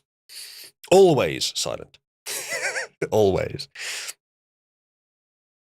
So, Brussels is on alert as the so-called European Freedom Convoy moves towards the Belgian capital. With the European Union headquarters in its sights, it is thought the protesters will try to blockade roads around the Belgian capital tomorrow before occupying streets close to the EU headquarters. Tonight, Brussels Airport tweeted out a notice to travellers to avoid roads and use the train where possible ahead of the convoy protest. The day of the rake spreads worldwide. Chat, press 1 if you wouldn't mind seeing Brussels blockaded and the European leaders pissing themselves in fear. Don't I just, Oz? One of you has got your mic open. Possibly it is Isaiah. Demonstrators from across Europe are expected to join up in Brussels on Monday after separate protests took place across Europe this weekend. According to Politico, many of the protesters have already gathered on Sunday near the Belgian border. A Facebook group associated with French protesters posted on Sunday, quote, "They wanted to bury us. They didn't know we were seeds." It's kind of gay, actually, but I can see what you're going for. Next step, Brussels. You should continue the stupid analogy and say, next step, Brussels sprouts. The protesters expected to gather near Parc du Some Bullshit to the west of the city's EU quarter. Here is the witch in charge. The convoy of trucks, cars, and camper vans are protesting against a wide range of grievances, including COVID vaccine passes and restrictions. The UK barely needs to take part, actually. There is a road between the UK and France. But we have no restrictions anymore. We could, UK truckers might go there just to protect their European friends. The convoy of trucks, cars, and camper vans are protesting against, so we read a bit. Local officials in Brussels have urged people to stay away as authorities have already banned Monday's demonstration. It is a protest. You don't just ban protests before they happen. That makes you look like authoritarians. Law enforcement has even prohibited some vehicles from entering the city until Tuesday. Police in the Belgian capital are preparing in case the protest turns violent, while the Belgian Interior Minister Annelies Verlinden says we're doing everything we can to avoid Brussels from getting blocked. Sorry, folks, Brussels is closed. People protest against the cost of living crisis in London. They didn't really solve that by protesting, though. You solve that by improving the economy, improving competition. But they're Londoners. You can't expect them to understand the economy. The European Freedom Convoy is inspired by the Freedom Convoy protests that erupted across Canada. On the weekend, several protests broke out in France, defying authorities who had banned the demonstrations. In Paris, riot police fired tear gas at protesters who blocked the Champs-Élysées Avenue on Saturday. Paris mobilized more than 7,500 police officers between Friday to Sunday to prevent traffic blockades. There's quite a lot more as well. Similar protests also broke out in The Hague in the Netherlands, with people blocking the entrance to the country's parliament. The European Freedom Convoy is inspired by the Freedom Convoy, etc., etc. Yep, it's quite a lot. In fact, Australia, New Zealand, and across the US have already had similar demonstrations. It's good stuff. Express has written something about Vlad. How Putin may pay ultimate price if he orders Ukraine invasion. The West is facing another Cuban missile crisis and cannot afford to blink. It was warned last night. Oh, this is Joe Biden saying this. Is this just Joe Biden making the threat? It comes as intelligence sources from the US and NATO confirmed that Russia now has enough forces to mount a full invasion next week. How old is this article? This is yesterday. What I had heard was Wednesday was the planned invasion day. US officials have painted a stark picture of an horrific, bloody campaign that begins with 2 days of aerial bombardment. We heard that from a previous article on a previous stream. So what is the point of this? What's the threat? This is all diplomacy so far. Is there anything new here?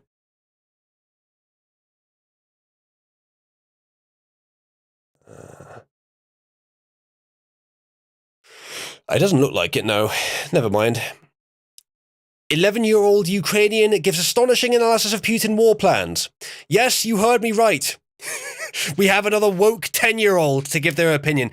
It started with Greta, who wasn't 10 but looked it because of the fucking fetal alcohol syndrome. And then there was, if you remember, a few years ago, there was that 10-year-old in Turkey who was like a big supporter of Erdogan. And now we have an 11-year-old Ukrainian girl who's going to give an analysis of Putin's war plans. Are you ready, chat? I'm not sure you are. I'm not sure I am.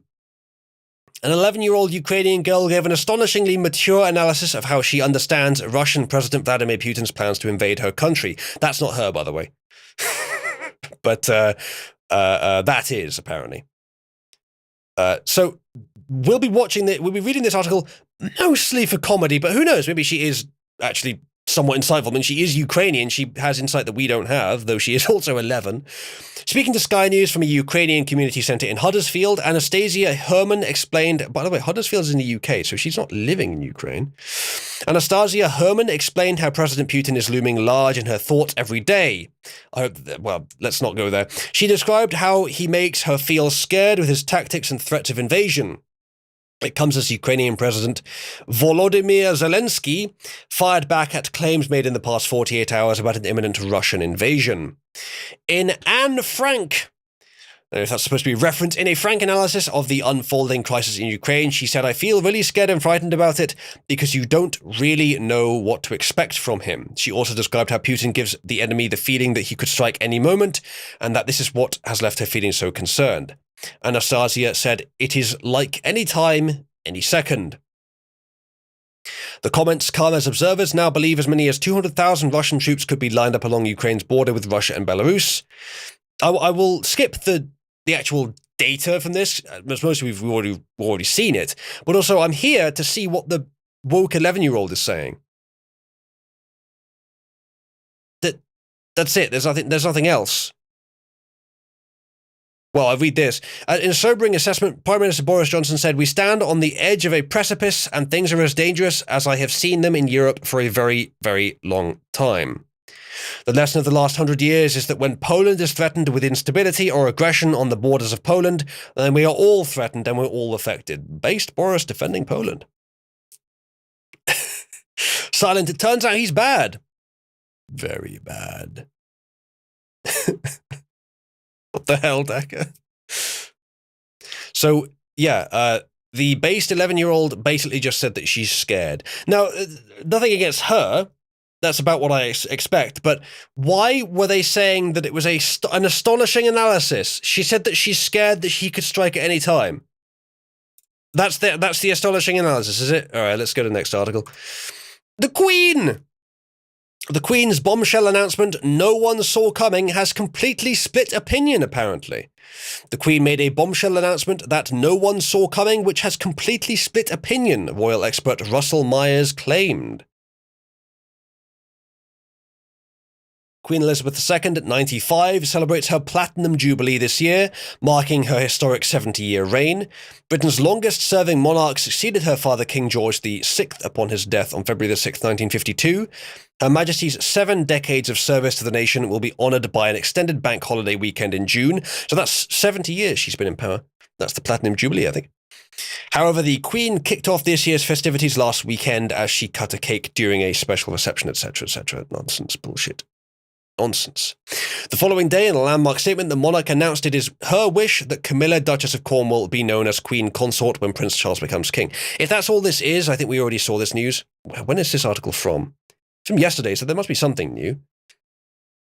I hope that the Queen isn't already dead and that this is all just a puppet saying this. Her Majesty's surprise Session Day announcement is regarded as a major sign of how the Queen's support for her daughter-in-law has grown since she married Charles in 2005. The monarch's gesture was branded a bombshell by royal expert Russell Myers, who claimed the move has completely split opinion. We already covered this. Why is this a new story?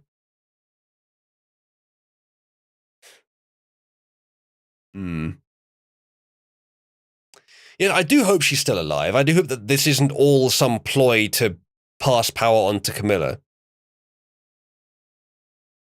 I don't see anything new here.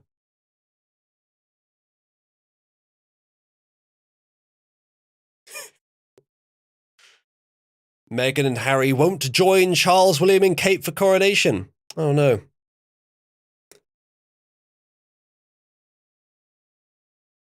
Right, let's see what's next. We have some Clarkson news. Jeremy Clarkson is good on most things. He had the wrong opinion on Brexit, I think, and on Trump. But he's fairly good on most things. Jeremy Clarkson says cancelling Jimmy Carr is sick as he defends comic over gypsy joke. Now, this is a good thing. Clarkson has always been pretty good on free expression, at least when it comes to comedy on TV. Clarkson has slammed critics who want to cancel Jimmy Carr, who was another well-known British comedian, quote-unquote, after his controversial joke about gypsies. Frankie Boyle, right? Anyone that knows of Frankie Boyle knows where I'm going with this. Frankie Boyle, about 10 years ago, was an extremely offensive comedian. Even by my standards, I say that he's pretty offensive. Not that he offended me, but just by general standards, he was very extreme. He was talking about how the Queen's pussy was haunted. He was talking about all kinds of stuff. He was fairly funny, but mostly just extreme. And he is now on right in up Global Homo's ass, as far as I know. Last I saw. Jimmy Carr makes a gypsy joke, and now that's too far.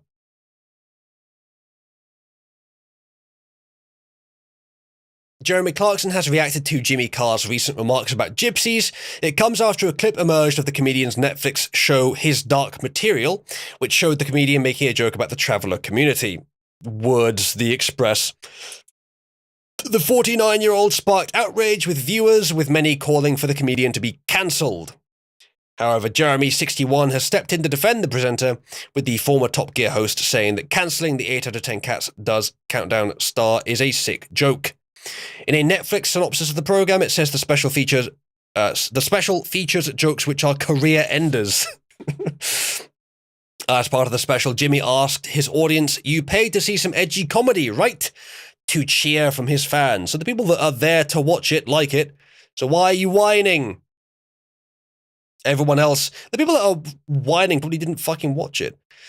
As a punchline, Jimmy makes a disparaging remark about the deaths of thousands of gypsies at the hands of the Nazis, saying it was a positive of the Holocaust. That's pretty radical. But again, no limits for comedy. A petition urging Netflix to remove the joke has so far received over 15,000 signatures. That's an unacceptable encroachment upon free expression. Of course, you're allowed to do it, but it's unacceptable for any company that respects free expression to abide by that. They should make a statement on they don't endorse the statements, but they do want to defend free expression. That's what they should do. Jeremy has since addressed the joke in his latest column, claiming that Jimmy should not be cancelled for doing a job he was born to do. He wrote in the Times, quote, "It's what he was born to do. He makes people laugh, and that, in my book, is the single kindest thing one human being can do to another." Pretty idealistic, but it's not far off. Quote, "Of course, if you are a gypsy, you may not find the much talked about Netflix joke about gypsies funny, but so what? It was a joke, not a call to arms." There you go. And he's mentioning Frankie Boyle. Frankie Boyle once made a joke about the brain injury that Richard Hammond suffered after one of his car accidents, and I know Richard didn't find it funny at all. He's mentioning Frankie Boyle with an even better example than I could think of about a friend of his. So yeah, it works.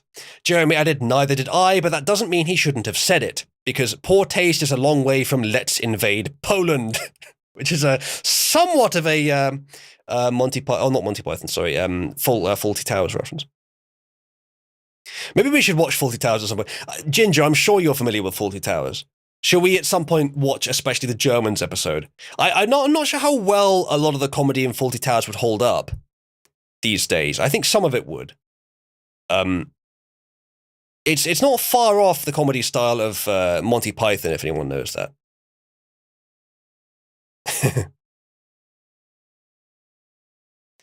All right, so that's that article.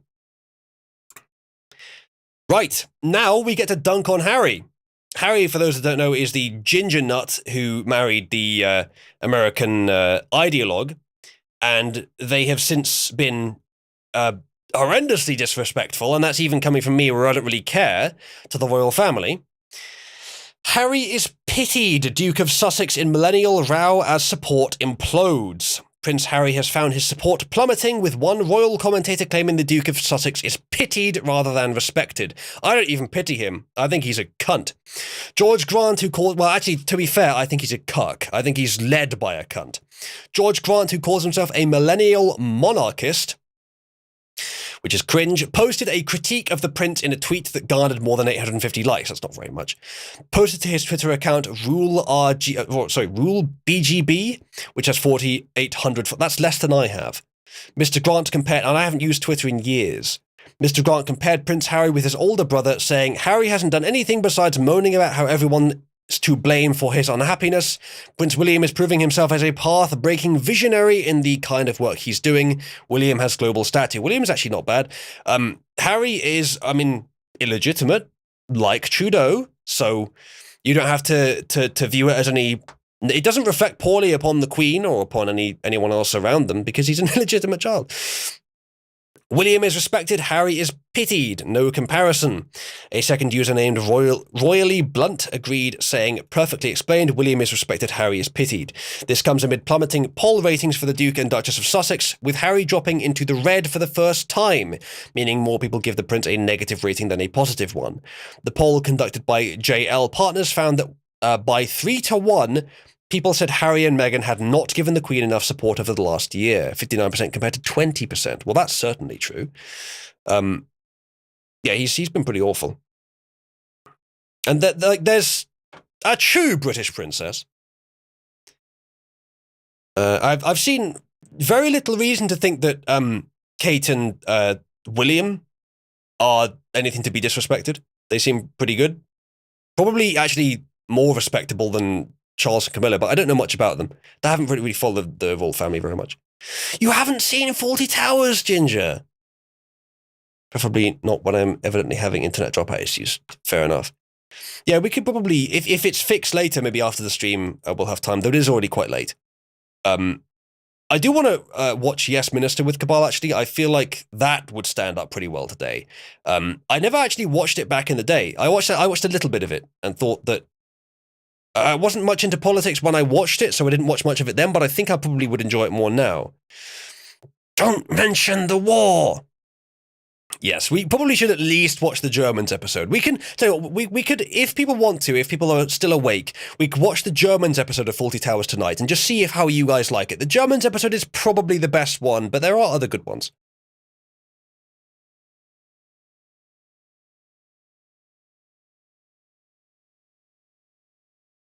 All right, let's see what the next thing is. EU never learns. Dangerous Brexit success, terrifying EU. MEP regrets UK's departure. Kind of a one-sided headline from the Express here, but we'll see how valid what they say is. Brexit Britain's success is dangerous for the EU as it continues to set an important precedent against the benefits of being in the bloc, according to an Italian MEP. Britain successfully left the EU after Britain voted in a referendum in 2016. The UK and the EU are still locking horns over the Northern Ireland Protocol in the Brexit withdrawal agreement, but Britain has made a success of its departure from the bloc so far. Ooh. Another article here, we'll have a look at that in a minute. So much so that according to Italian MEP Annalisa Tardino, great fucking name, Brexit is now seen as a dangerous precedent in the EU. I bloody hope so. The Lega MEP, Lega I assume is the party, maybe Legion actually, told Express.co.uk, certainly there's a difference from what was expected from Brexit, that Brexit would be a disaster for the UK, and what happened. Sadly, unfortunately for us, this has not happened. We are delighted that the shack did not cause damage to the UK. Not sure why she's used the word shack there. But as a European citizen and part of the European institutions, she says, I also regret Brexit because it is objectively a significant precedent. So much so that according to Italian MEP Annalisa Tardino, which was already the person you were referring to, Brexit is now seen as a dangerous precedent in the EU. But is that not... You've just duplicated the paragraph from up here, Express. What are you doing? You've done it again. You've just duplicated half the fucking article. It's an important precedent because the UK is gaining from it. She added, in Italy, Brexit is seen as a positive example for those who have a more sceptical and more critical attitude of what the European Union has done to date. So it's pretty clear that the EU tried for years and has been trying since we left to make it look like Brexit has been a failure, but they just haven't been able to.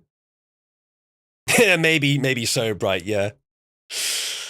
Being paid per word, speculates Bright. She says, I believe that it is very dangerous because this can lead to the failure of our institutions in which we believe and for which we work, so that we can truly rediscover the sentiment which at the time determined the birth of the Union. Let me let you in on a little secret, Miss Tardino. The institutions that you have faith in do not deserve your faith.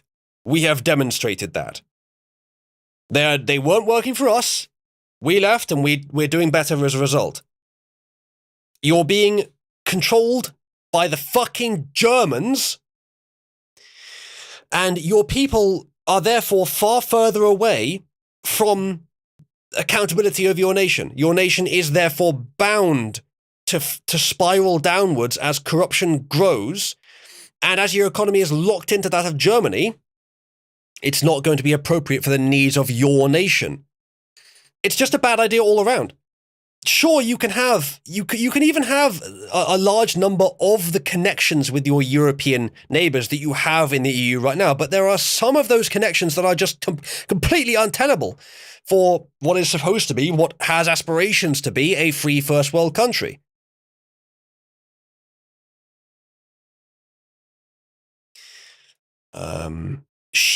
Miss Tardino goes on to say, leaving for Great Britain was a legitimate choice and it was clearly democratic. Well said. It is dangerous because in other states, above all in Italy, this danger can be feared, and even more so if, as we said before, Brexit was not a disaster for the United Kingdom, but rather a success. The Italian MEP, by the way, is a member of the European Parliament. The Parliament in Europe has They have veto power over proposed legislation, but they cannot themselves propose legislation. Only the unelected commission can do that, which is part of the reason why the EU is structurally undemocratic. The Italian MEP also lamented the bloc hasn't learned much from the experience of the Brexit negotiation. Of course, they move slowly because there's no fucking accountability. They should be cycling out leaders regularly, according directly to the will of the people. Regardless whether the people are right or not, at least the people will be filtering them out regularly enough that they eventually get someone good. And then the people rest on their laurels because, yeah, it's good enough. The good results. Things are better now. But no, it's not changing. It changed once recently from one corrupt bureaucrat to a different corrupt bureaucrat. All right, now this may be nice news. Farage, who we haven't talked about in a while, but who I still rather like. Farage for Prime Minister. Britons want Brexit pioneer to take Boris's job. Now, I've said before, Boris is about the best option we have right now, but I've said on many other occasions, though let me reiterate now, Farage is obviously better. Farage is possibly my favourite politician in the UK who has ever had a shot of being Prime Minister. Although how realistic that shot was is questionable. However, it is still the case that he has been the most influential politician in the last few decades in the UK, despite never having been a Prime Minister. Or actually, yeah, maybe he never have been MP. I may be wrong on that. So, Britons want Nigel Farage to replace Boris Johnson as Prime Minister. Now, this is going to be probably an Express poll. So it's going to be Express readers. So it's going to be a more conservative set of the UK public. And the Express will probably be misrepresenting that, which is part of the bias we're trying to cut through as we read this source. But at least they will print things that no one else in the UK will, and often positive things about the things that we're doing. Express.co.uk readers, there you go. First two words prove my fucking point. How good am I? Come on, chat. I'm not bad at this. We're asked what questions they would like to ask the man who helped deliver the UK's withdrawal from the EU. The former leader of UKIP and the Brexit Party is to be asked what he thinks on a range of Brexit-related issues. In a column earlier this week, he said that under the Prime Minister, the UK had drifted back to the era of David Cameron's coalition government when social democracy ruled the day. He claimed nobody who voted Conservative in 2019 voted for a failure to curb illegal immigration. That is one area in which Boris has seriously failed. Higher taxes and continuing EU red tape, but this is what they got. I don't know about the EU red tape, but I hope he'll tell us. And I didn't know that taxes were going up. I didn't think that they were. But what Boris recently said about shrinking government, if he's serious about that, then maybe they will go down again. Lensom's getting a mention here. I actually thought Lensom was not bad. Let's have a look at this. Commentating reader RY28 said, I just don't understand why Nigel Farage isn't our PM. To Mr. Farage, fellow reader Brian Deuce said, you were the voice of the people when you led your Brexit party and you achieved your aim at that time. However, the party you helped win have made a right pig's ear of it, and we need your voice once again, even if it means you forming a new party, the Get Brexit Done party. I don't think there's enough sentiment among the people that Brexit isn't getting done. Boris isn't doing a bad job. Though I don't doubt Farage would do a better job. Quote, you still have your original followers, and I suspect there are many more now. England needs you, Nigel. Take up your sword and fight the good fight. Mount Erebus asked, does Nigel Farage regret retiring from politics after the 2016 referendum and not present a credible alternative to Boris's Brexit deal at the 2019 general election? A user called Sheila's Hot Wheels bemoaned, oh Nigel, if only we could turn back time and get you in government. Others called for the GB News pundit to receive a knighthood. Not particularly bothered, but I wouldn't be disappointed.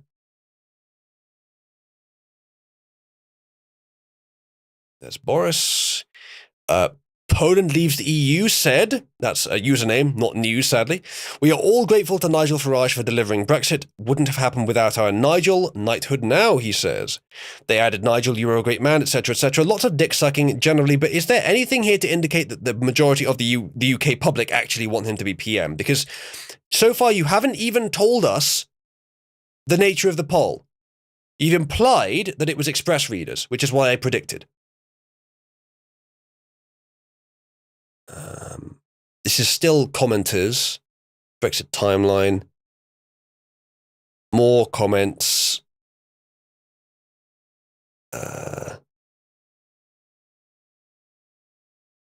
No.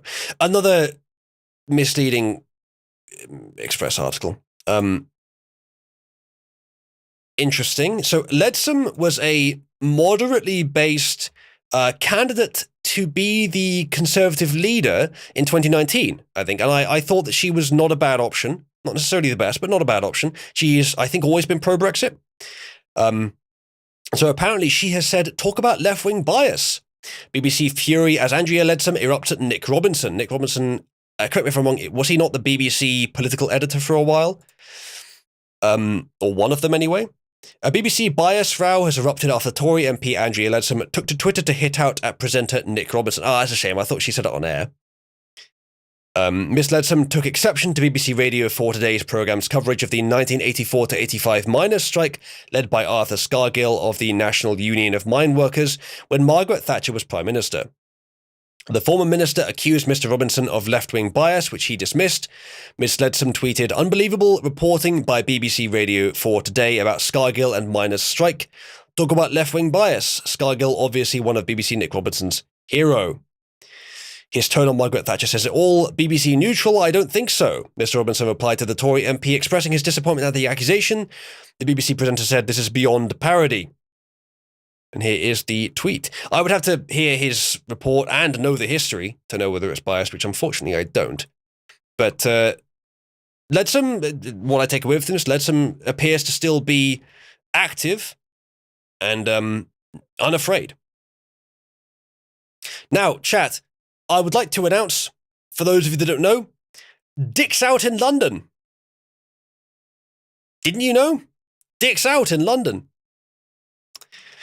Cressida Dick, to be specific. The former, now, police commissioner, I think is the right word. Maybe that's wrong. Now, I don't know much about her, except that she is now gone. And she's gone due to a row with Sadiq Khan, who is essentially the bane of London. In her farewell message, she mentioned that she admires the diversity of London. And I have a vague recollection of her being quite ideological in that direction in the past. So this might be an instance where it's like, let them fight. Neither Dick nor Sadiq are particularly admirable, so it seems. But I'm interested if there is more to this story. Apparently, Cressida Dick ticked all the right boxes but was never up to the job, says Carol Malone. If Metropolitan Police boss Dame Cressida Dick had been a man, she'd have been sacked long ago. Interesting. But as Britain's first female gay police chief, there were those determined for it to work. I'm not surprised. If her appalling record was ever criticised, the woke mob would scream sexism and misogyny, and so her incompetence was allowed to continue in the name of destructive political correctness. Who is being quoted here? Oh, says Carol Malone in the headline, written by Carol Malone. Okay, so this article is written essentially as one long quote. At heart, Carol believes Dick to be a decent woman who was given the job for all the wrong reasons, but who nonetheless believes and said so this week that she's changed the Met for the good. Which shows just how dangerously deluded she is. For the 5 years she's been commissioner, she's been blind not just to her own disastrous failings, but to those of the people under her command, says Carol. When a £20 million report into the Daniel Morgan murder said the Met was institutionally corrupt, she simply refused to accept it. She even tried to block the inquiry. What chance did she ever have of changing a corrupt force when she refused to accept that it was? For years, she's trotted out grovelling apologies for a catalogue of disasters on her watch, not understanding it was her catastrophic leadership that allowed them to happen, says Carol. She has always turned a tin ear to criticism and is forever telling us how fantastic her officers are, despite the fact many have been accused of racism, bullying, homophobia, rape threats, and one, Wayne Couzens, actually murdered Sarah Everard using her warrant card to trap her. I didn't know about that. So, as you know, chat, a lot of these accusations don't mean much to me. But realistically, the police should be a little above the normal standard, and rape threats is actually a bad one. And obviously this with the actual murder using police power, yes, that is obviously unacceptable. That alone destroyed women's confidence in a force supposed to protect them. Yet still, Dick stayed telling us everything would change. Carol says, don't get me wrong, I don't think London's slimy Labour Mayor Sadiq Khan forced the commissioner out because he'd lost faith in her leadership. Just 3 weeks ago, he told her he had full confidence in her, but the fact he didn't tell a furious Priti Patel he'd sacked her shows there's some kind of political jiggery-pokery afoot. Maybe something to do with the fact the Met are investigating the PM over Partygate. But whatever Khan's game is, the fact remains law and order in the capital has all but collapsed thanks to Dick. Even this week she said there is no place in the Met for sexism, racism or homophobia, clearly blind to the fact that her force is riddled with it. Well, unless you mean sexism against men, racism against whites and homophobia, well, that technically less so applies against straights, but still. If that's what you mean, I wouldn't be surprised. Like, institutionally, yes, from what I know, that is true. They have quotas for race, which is completely unacceptable in a liberal democracy. In another interview, she said, I think about resigning every few weeks and about whether I'm the right person for the job. According to Carol, you're really not.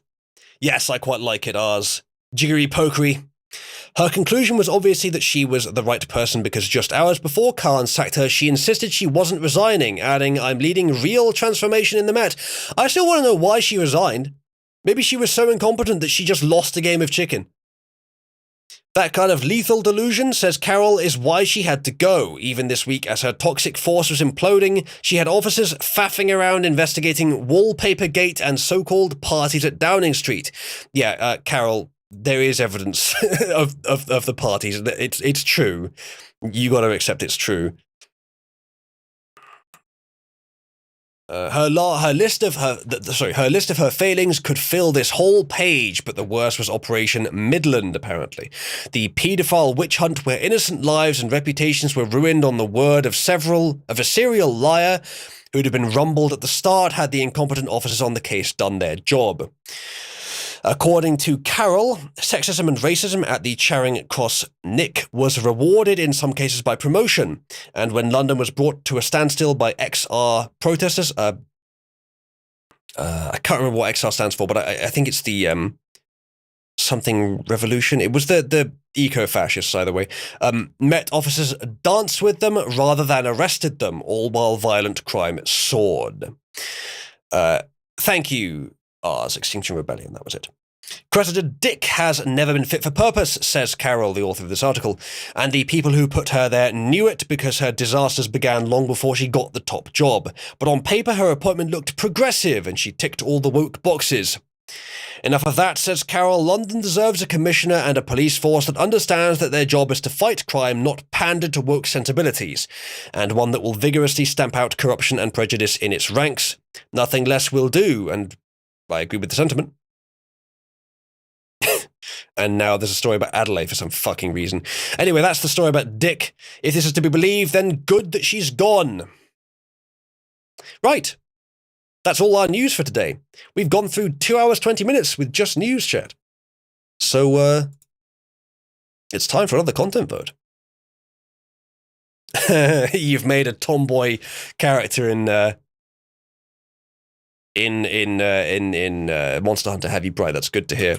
All right, content vote. Let's see what we're going to do next. I have memes. Not a huge number today, but I have some. Oh, the character exists already, did it? That's good. Right, let's see what you want to do. Jack, that has been. All major UK cities have been doing that. I don't know if it's still happening. I haven't heard anything new about it. I have also heard occasional articles over the years of how they're busting the rings, but I haven't heard anything really compelling to indicate that it's ending. I haven't seen much evidence either way on the inner city Muslim rape gangs, to be honest. All right, let's see what you guys are voting for. Mostly memes so far. If you have any other ideas that you want us to do, then go ahead and vote for them. What about the Unholy Order of the Sacred Shattered Ring, Bright? I don't know what Wallpapergate is, Jack. I assume it's an alternative name for Partygate.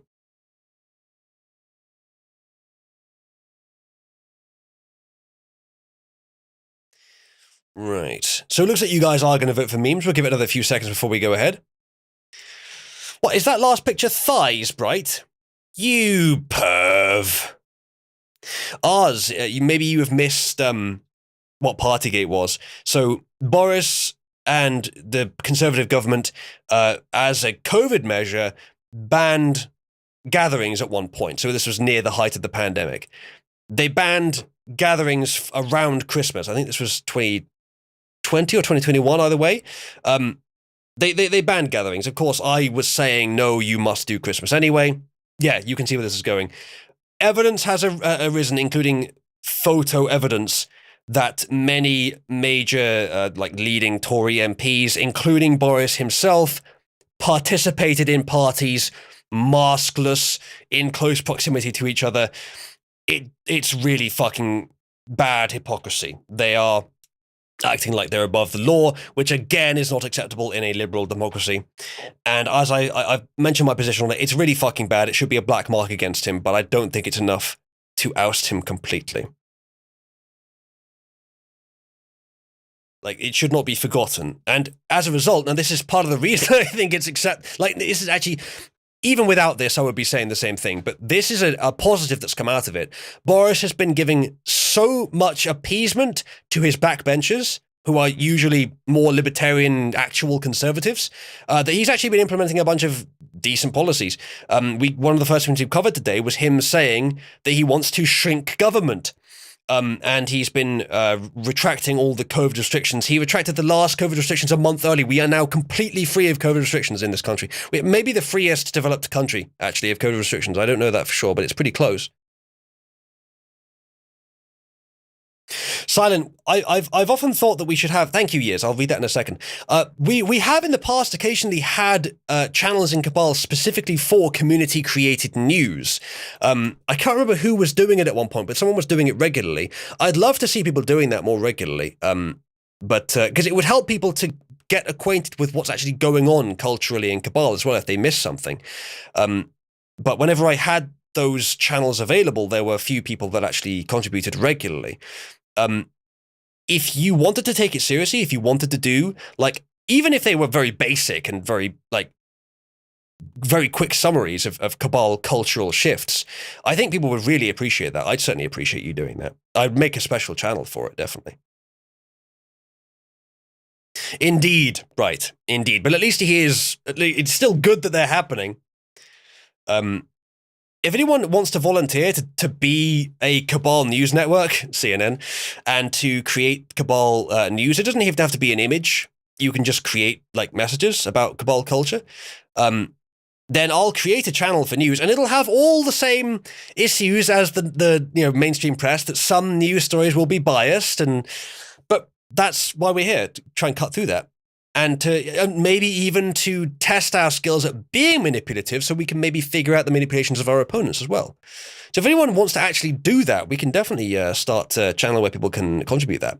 Speaking of contributions, Yiz says, I've been working myself to death lately, don't know how much longer I can keep it up, but for the time being have some globalist petrol dollars comrade. Thank you, Yiz. Best of luck with whatever you're doing. I hope that you... I think that there's a limited time on it, isn't there? So I hope that you get to the end of it soon.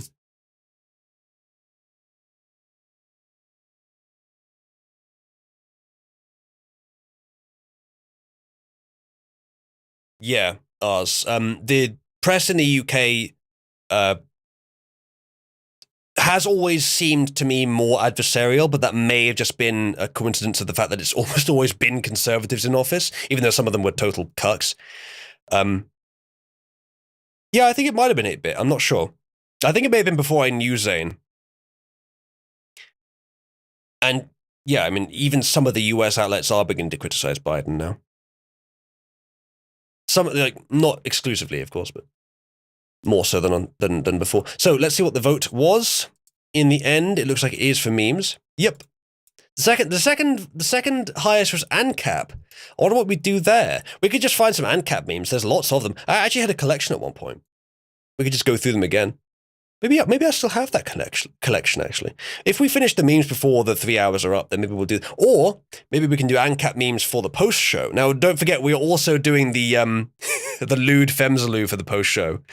But that wouldn't cover the entire thing. We could also do ANCAP memes. Thank you, Ars. Ars says, here's to freedom for the UK. Thank you, Ars. I'm actually minorly optimistic about the direction of the UK, partly because Boris fucked up so hard that he has to give us all something back.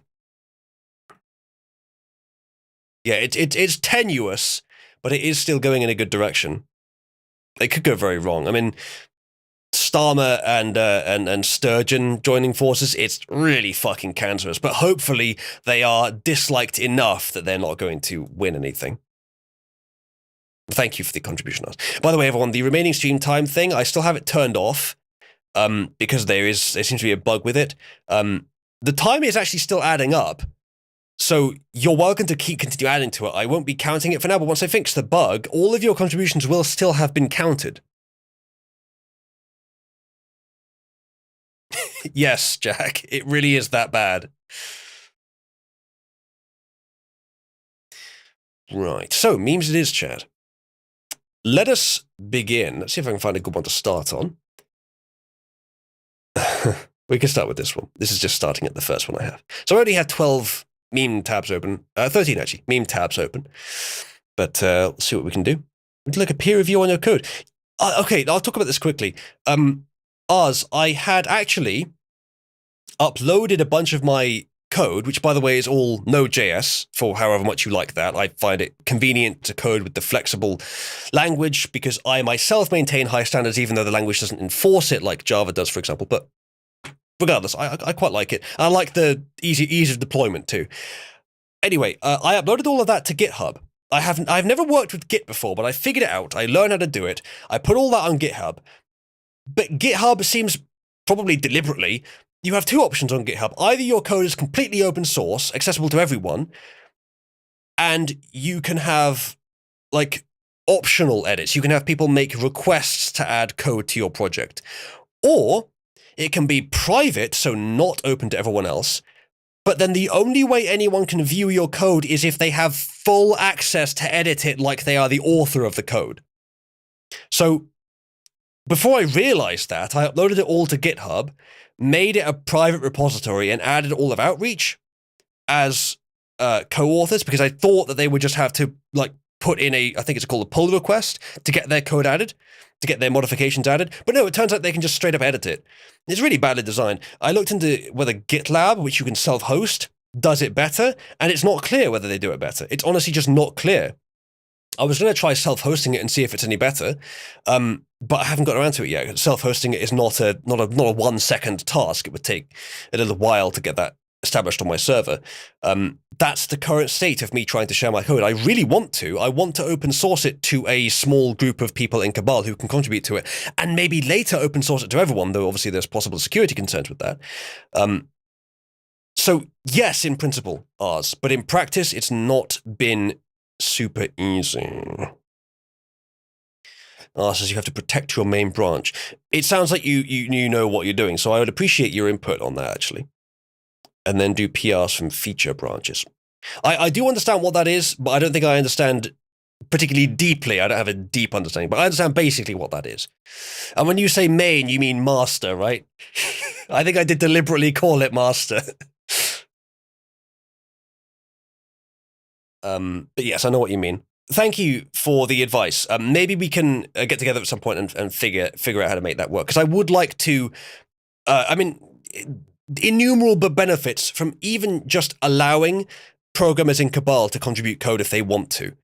Because even one contribution that someone makes to improve an existing feature or even to add a new feature makes the whole thing worth it.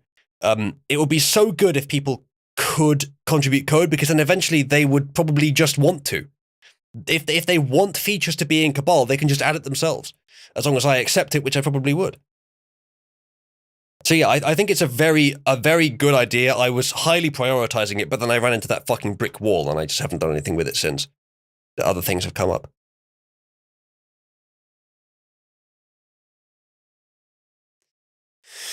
Right, memes. That's good to hear, Oz. So, this another one of these great sort of hypocritical meme juxtapositions. This Twitter user called Angela Belcamino says, cancel student debt, and then later says, if you didn't leave room for inflation in your family's budget, it's your own fault. Yeah, so the kind of expense that she has, but wants the government to just delete, even though it's debt that she knew was going to be debt and she did get something out of it, even though she had the ability to compare whether it was valid. She wants that to be deleted, right? She doesn't want to have to account for that. However, when the government policy screws over the nation seemingly deliberately, increasing inflation and fucking over basically everyone in the nation through no fault of their own, then she's saying it's everyone else's fault. Now it's everyone else's fault, even though it's actually the government's fault. So when it's your fault, the government needs to fix it. But when it's the government's fault, everyone else needs to fix it. And you tell me that you're not a government shill? That you're not merely sucking down the entire boot straight into your gullet? Right, yes. G7 says, yes, she said those two things 2 days apart. Incredible. New footage from Jan 6th, says G7. I'll have a quick look at this.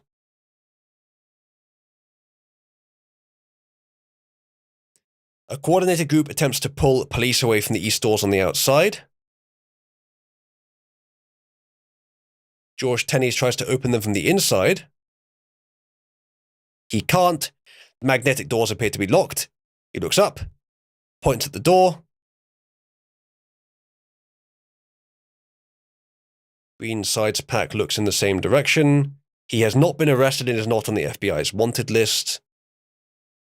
Tenney appears to instruct someone to disable the magnetic locks. When he tries the doors again, they open! What the fuck? And then a bunch of officers run to pull them away.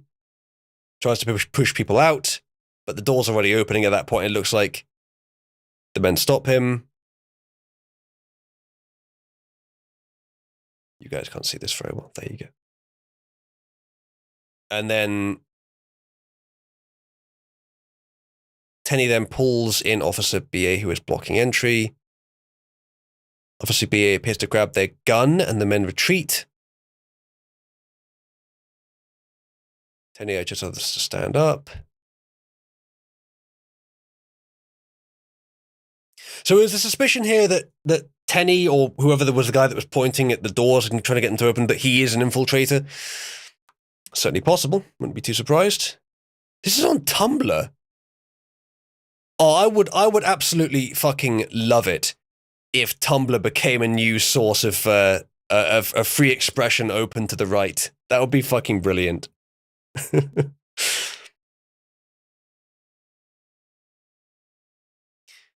All right. I guess just no one's looking at Tumblr right now. Maybe we can start using it. That would be really interesting, wouldn't it? All right, let's go back to memes. So, Kamala Harris seen cackling uncontrollably, likely meaning World War III has begun. Vice President Kamala Harris, known for laughing intensely at the most unfitting, inopportune times, has just been spotted leaving a strategy session cackling uncontrollably.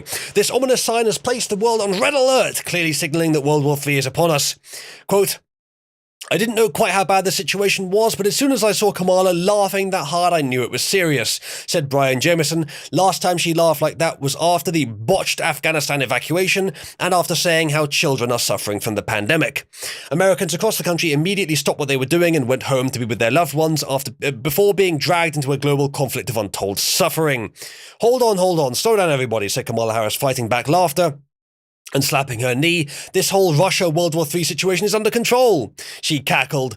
"We've decided, ha ha ha, to let millions of teenagers, ha ha ha, from all over the world fight it out and see, ha ha ha, who comes out on top," continued Kamala, now wiping tears from her eyes. "And meanwhile, us elites are going to profit from the war," she laughed on. At publishing time, Kamala Harris was spotted rolling on the ground laughing, clearly signaling that Chinese troops had landed on American soil. It's only a matter of time. We literally covered a story today about how the Babylon Bee predicted that Biden's priority would be to make sure that people evacuating the war zone in Ukraine were vaccinated. That's true now. That's reality now. Yeah, it would be Petrichor. It really would be. I'd love to see that. Maybe we should lead a campaign to make Tumblr based again. Again, maybe wrong, it never really was, but still. I actually had a Tumblr account years ago, and if you look at that, you might see a very old Oozaloo logo. I think that was a 2014, maybe 2015 Oozaloo logo. I've been making them since maybe about 2012 was the first one. I can show people the history of them, actually. Anyway, next meme.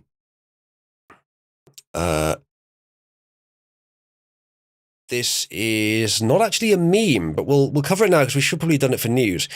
Italy. After a death due to COVID vaccination is proven by autopsy, the heirs claim damages according to Law 210/92, to which the ministry responds as follows. Claim not accepted because vaccination is not legally mandated. Now, I'm no expert. I didn't open this because I think it's a slam dunk. I opened this because I'm not sure what to think. I'm not sure if it is legally mandated in Italy. I think it is in Austria. I don't think it is in Italy. I think I need to understand the law.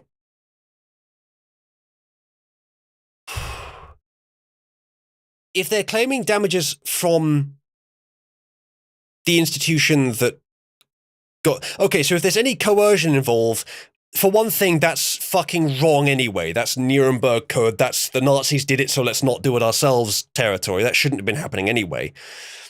And pretty much no European country doesn't have coercion for COVID. So at that point, yeah, okay, I'm kind of on their side. But either way, I don't think I have enough information to comment particularly richly on this. But if anyone wants to look it up, you'd be welcome to. Let's see what the next meme is. I can't remember what movie this is from, but I vaguely remember it. I'm tired, boss. Mainly, I'm tired of a bunch of known corrupt traitors in government not being charged with crimes that would send anyone else to prison for life. Mostly just had this open because it's fucking true. The Green Mile. I may have seen that. I may have seen that. Let's go to the next meme. This is pretty good. I love this movie as well. White liberals, they say liberals, I say white fucking progressive ideologues. When a black person decides to be conservative, isn't that my decision? God fucking damn it, I wish it wasn't true, but it is. It's true everywhere. And not much else to commentate on this one. It's like who was the guy? I can't remember his name now. A black Republican was running for office somewhere in the US. It might have been California, actually. I don't think he won in the end, but he was attacked from all angles by the left in the US. And seemingly often on the basis of being black. Yeah, Larry Elder. Oh, I was right. It's California. That was pretty good. I'm not bad at this politics stuff, chat. Next meme. But yeah, The Incredibles. Brilliant movie. Have we watched that in Cabal recently? Or at all, actually? If so, we should do that. Incredibles 1 was long before all the bullshit modern ideology and is a great movie. Incredibles 2 is not too bad. It definitely is since the bullshit ideology. It was 2017, 18, 19, something like that. I've watched it. It honestly, it seems to have influence. Because most of the film is about Mrs. Incredible, and Mr. Incredible, this is minor spoilers, by the way, and Mr. Incredible spends a lot of time at home, like looking after the kids. And in that regard, it does appear to be influenced by modern progressive politics. but it's still pretty good despite it. And I do like there's nothing wrong with Mrs. Incredible as a character doing things. And Mr. Incredible is involved, just not for the whole thing. So yeah, it's Incredibles 2 is still a good movie. So we should probably watch them in Cabal. G7 has found my old Tumblr account. Yeah, there's actually probably quite a lot of old stuff there that I just never got rid of. You guys might be able to learn some stuff about my history from back then.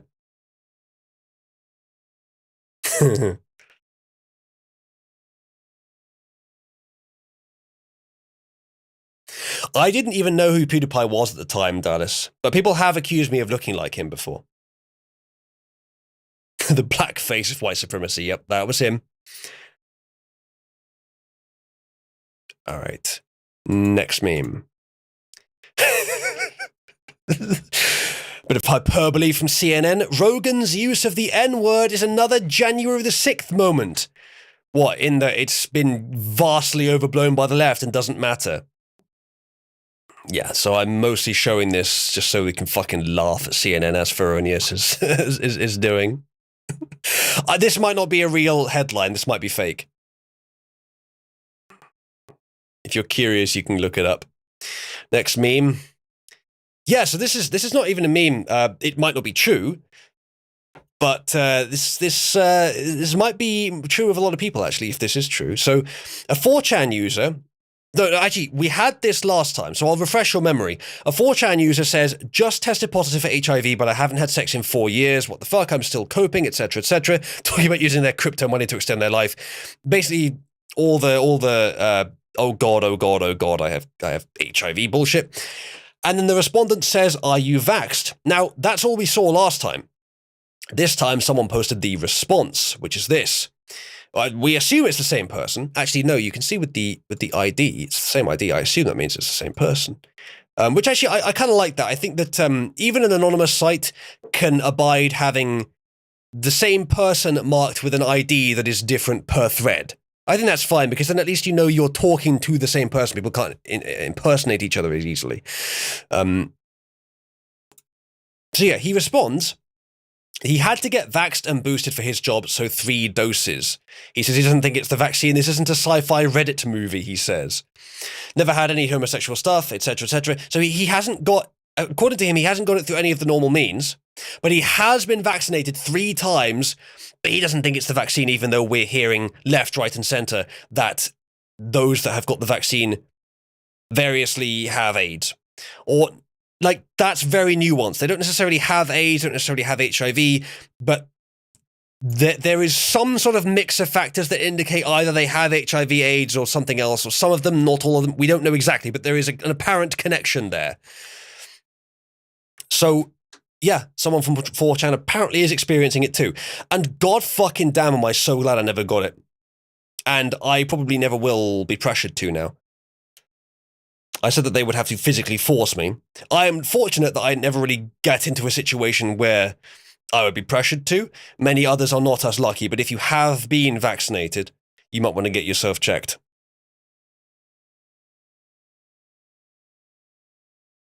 Next meme. Yeah. Dear USA and Russia, if you want to do World War III, I suggest this area, as you are actually neighbours, believe it or not. You can use submarines, navy, planes, but Europe won't be destroyed in the process. If you wouldn't mind. This is kind of like, if you're going to have a war over Ukraine and Russia decides, we'll just sneak in through the back, or the US decides, we'll just sneak in through the back, this could end up being like, you're right next to each other. You're closer here than I am to Ukraine, at the very least.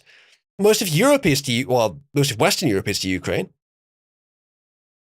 Granted, the capitals of each nation are nowhere fucking near these points, but still, you are actually neighbours.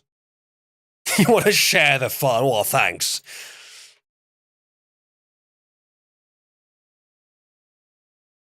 Right, next meme. Yeah. So, they're now coming after constitutionalism.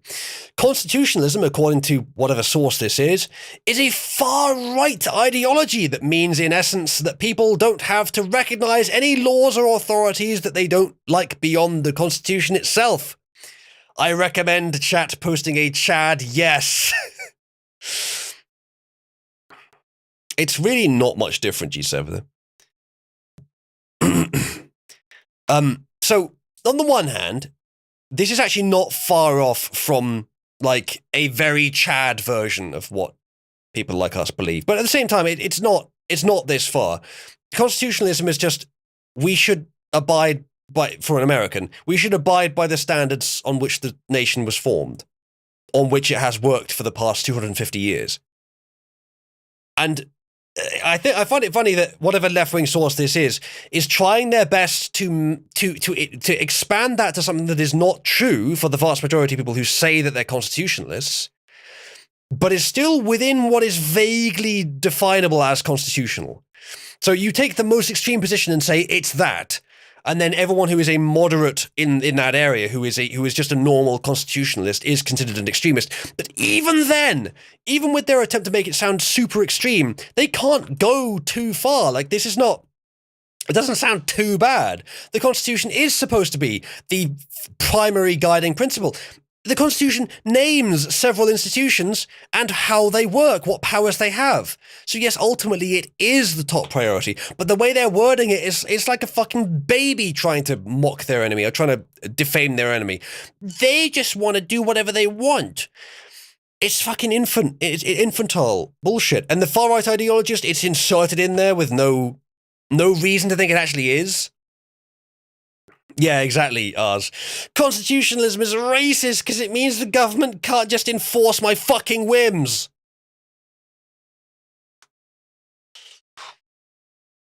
Honestly, years, things looking up. Things looking up gradually.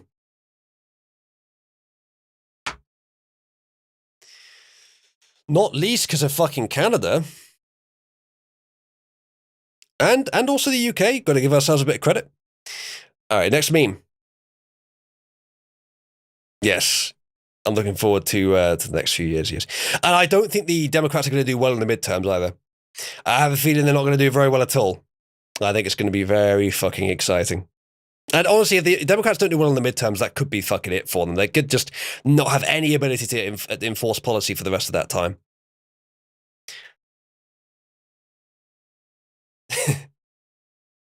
That's true, Bright.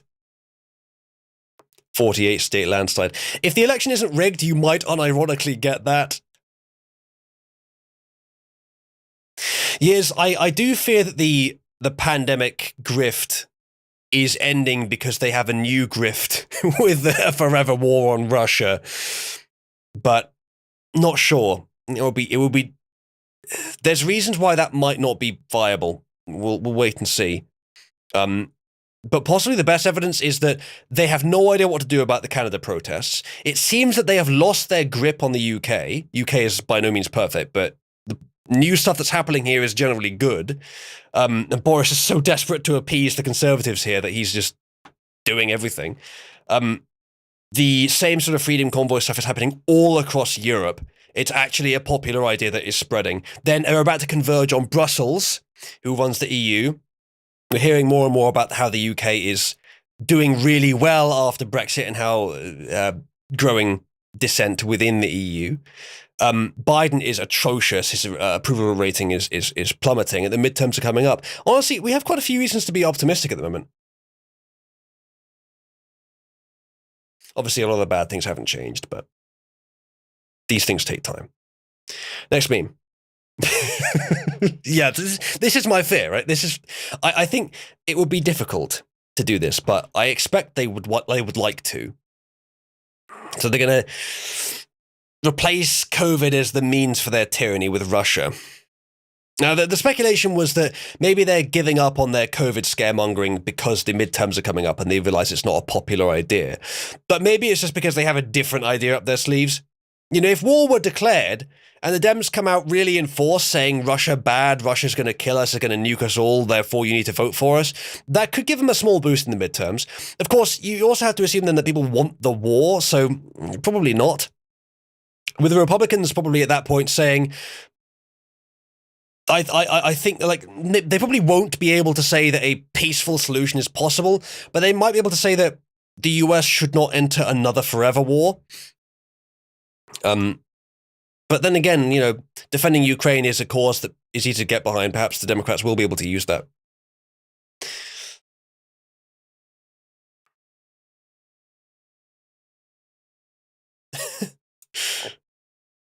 Interesting. Chinese immigrant Zexi Li. Oh, was that the one that we saw on video with the extreme makeup? Who obviously had a streaming setup. Paid a lawyer to sue a protest truck driver for 10 million Canadian dollars. Mm-hmm. Interesting. Ours says, quick distract from the failing economy, the overwrought COVID restrictions, and the general destruction of individual liberties by starting another world war. Yes, that's certainly a possibility. Yes, that's the one I thought it was, G-Servitor.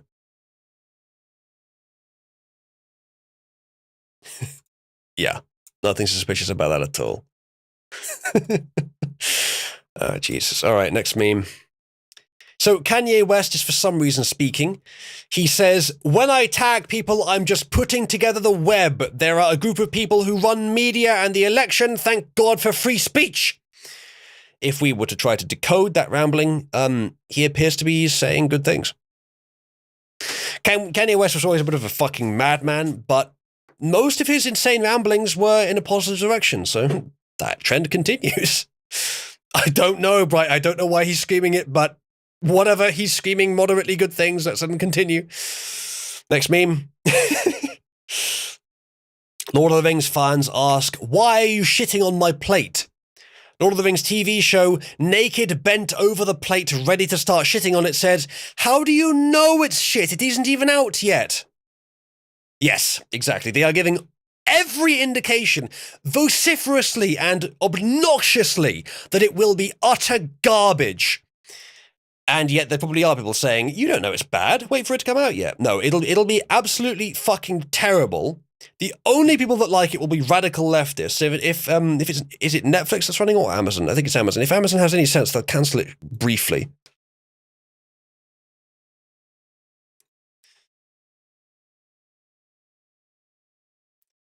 Right. I think this is the last. Oh no, this here is the last meme. So we have now completed our meme roundup, and we are almost at 3 hours. So chat, we shall do one last stream section. It'll be a very short section, just for a few minutes, and then I will begin with the post show. So Silent, do you actually want the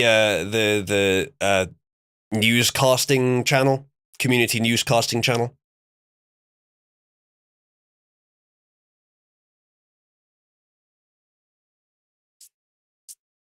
See, Tanuki, you can tell it's Justin Trudeau because he has blackface.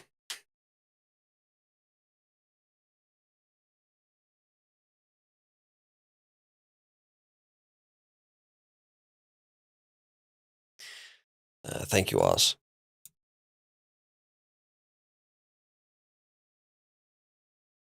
Right, let's see what you guys are voting for so far. Most of you voting for black people so far. Should I interpret that you want me to look up information on the Lord of the Rings? Honestly, that's just kind of depressing. I don't really want to. I think that it's just going to be crap. We should probably ignore it, except for laughing at it. Frankly, I wish that we could just watch Lord of the Rings again, but harder. Because just to make it clear, like, we don't need your bullshit. We have some of the best movies ever made in this franchise already. Now it's switched to Deus Vault. What would that mean, I wonder? We may have to creatively interpret that. Perhaps we should raid something. Lord of the Rings 4, ring harder. Yes, they are, yes. Right, chat, I'll be right back, just a few seconds. Please continue to vote while I'm gone.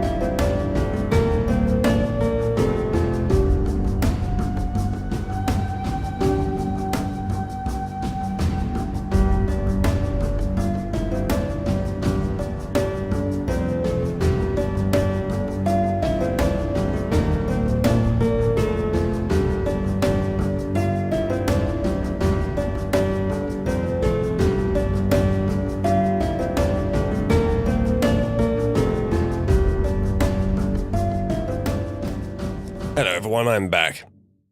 I got a bit of a tech issue on my end that just appeared during the break. Can you guys hear me okay, by the way? The tech issue shouldn't actually affect the stream, but it does affect my ability to monitor it. This is rather annoying. Usually, when this happens, I can press a key binding, which stops the desktop compositor and then starts it up again, which fixes the issue for several hours. It's annoying, but it's not too bad. But for some reason, the keybind is not working now. That's never happened before. That's very annoying. But as I said, it only affects my ability to monitor the stream. It doesn't actually affect my ability to conduct it.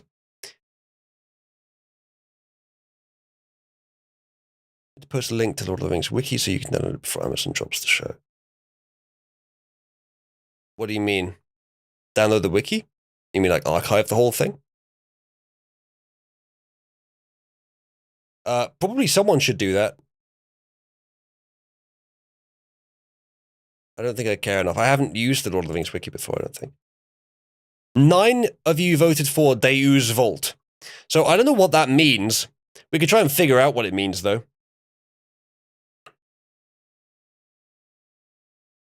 Okay.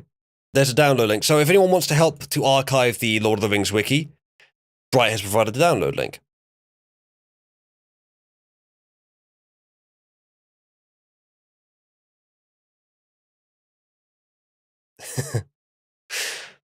Thank you, person that just DM'd me, but I think it'll be okay.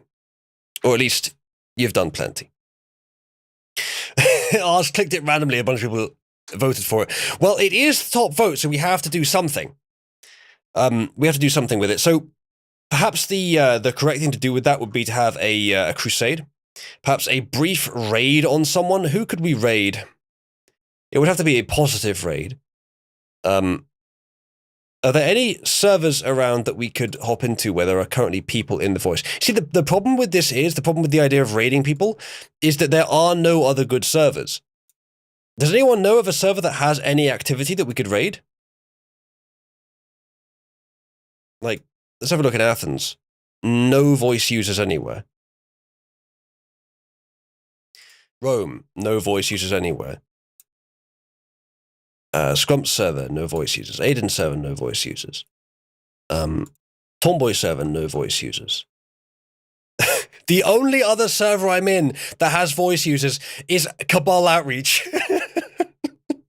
That says something about us, doesn't it?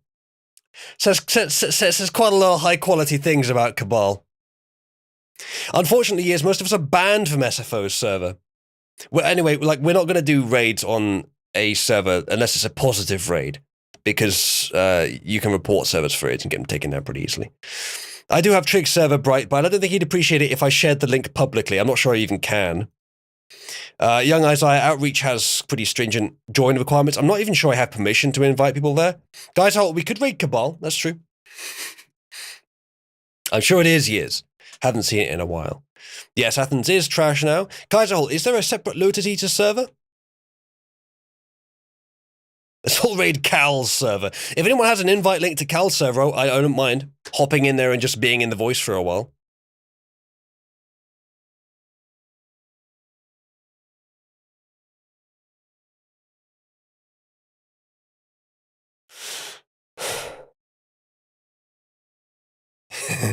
Well, Oz, if you do post some Cabal Prevails in SFO server, then make sure to screenshot it.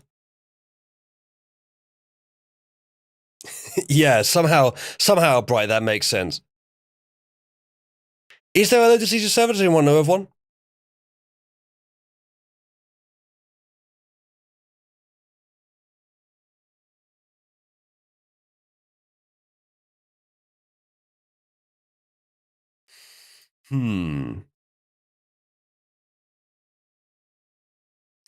So, chat. I have no idea what Deus Vault means, and if we can't raid a server, what's the bloody point? I suppose we could all just jump into Scrump's server. I think he's public, at least. Thanks to you, Servitor. I appreciate that commentary. Moo says Shrek 2 is a good anime. It looks like Moo isn't here. But what we should do is we should tell Moo that... oh, Moo, you're here. The chat voted to do a crusade, and we were thinking of doing a crusade into Cabal Outreach server. What do you think?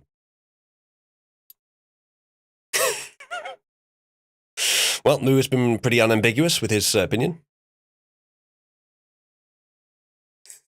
Yes, Ars, make sure to spread the good word of cuck.shorefatotaku.com into dev server. So I see that now that we're talking about raiding servers, Outreach has turned up. That's good. That's good to see. So, Cabal voted as a content section for Deus Vault. I have no idea what to do with that, but I was thinking that we could raid a server.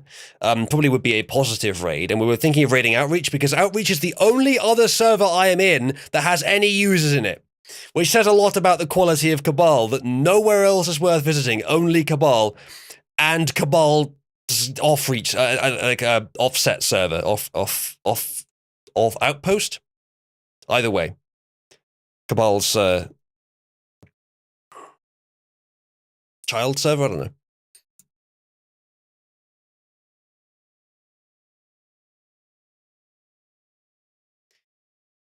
Avenge Jack's $5 club membership. Oh yeah, Jack was a paid member of SFO server and got banned.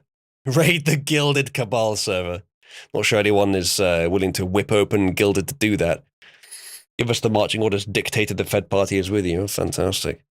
Become a dictator. Well, actually, I kind of already was, wasn't I? Moo says, if you make an invite code to Outreach, I'll give Dev shop@thedark.com. You wouldn't do that to yourself, Moo.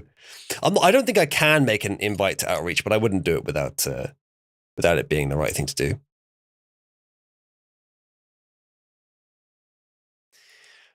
Bright, I can infer what it means.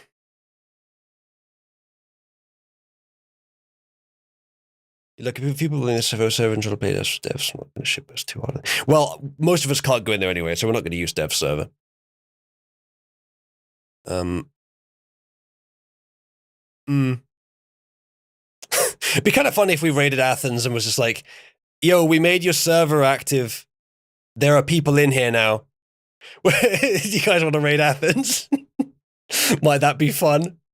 Should we just hop in, all 35 of us, and be like, yo, your server's the most active it's ever been? Yeah, G7. I'm sure a lot of you are actually banned in Athens.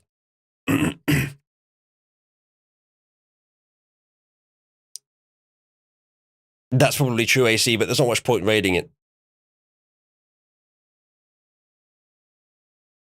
I appreciate the offer, Kaiser. I happen to know that Zane has his own server. Perhaps we should raid that. Got banned from Athens from anti-Semitism. Jesus. I bet you lost a little bit of respect for the way Athens was being run at that point. Yes, we will not ban you for your opinions at any time. G-Servitor, I think Discordia might hate me more. I'm not sure. Oh no! All right, we're gonna raid the Fed server. Hop in, everyone.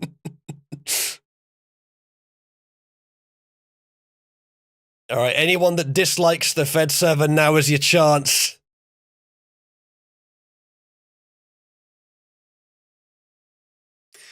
There's not a lot in here.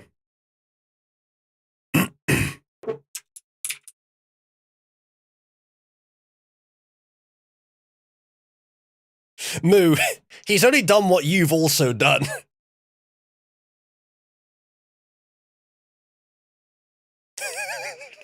Moo, it's not an actual hostile raid. Yeah, Baval prevails.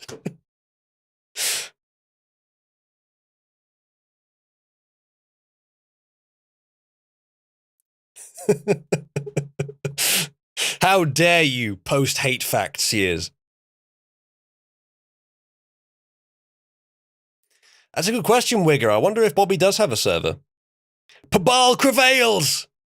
I don't think Eb is missing this. This is true. Poor Eb. Cabal prevails! Excellent. Well, we raided the server. Thank you for opening your server to the Cabal public, young Isaiah. However, I now need to declare that the Fed server is officially now a Cabal leech server and thus must be immediately demolished.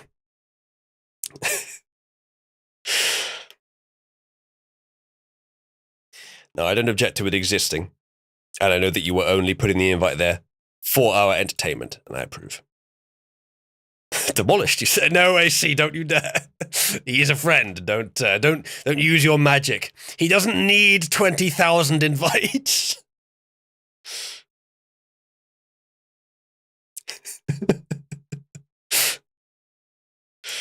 God damn.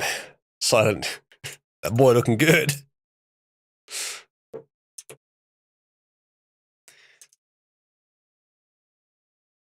Let's go ahead and put that somewhere.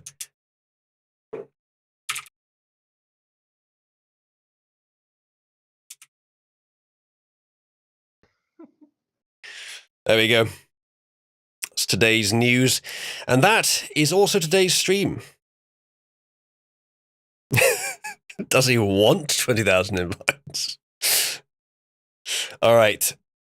Thank you, everyone, for joining the stream today. This will be the end. Let's see if people vote for the random icon I choose this time. Next time.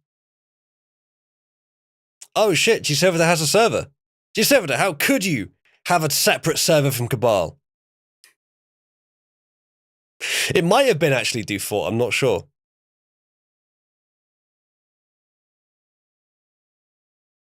That G7, I can't help but hear the cock meme that you've posted there in the voice of the bottom gear meme. Cock. It's fantastic. One of the best memes of that year. Yes. Yeah, sorry, Vil. But given you're on Twitch, it'll be easy to watch the replay. It should already be available, actually. All right. Cock. Arse. Bottom gear. Right. Thank you for joining, chat. I shall see you. If you are a premium viewer, then I shall see you very soon. But for the rest of you plebs, enjoy the outro. And I'll just say this one more time. If you want to join the premium post show, in which I shall be revealing the first ever Femzaloo fan art as requested, and also, what was the other thing we were going to do? Oh yeah, I offered, I don't know if you guys would be interested, but I offered to potentially go through some of the old Oozaloo logos. If you don't want to do that, that's fine. We can do something else. But that's the plan currently. If you want to join that, which will be starting soon, then you can go to Subscribestar. You can get to that via fund.oozaloo.net. Go in for the $2 subscriber tier, and then link your Discord and Subscribestar accounts. There's a link to do that on Subscribestar itself. And then you should get your roles in the server within about 5 minutes. And then you can join us. Right, other than that, thank you for joining me today for the stream, everyone. I will see you soon. Ta-ra.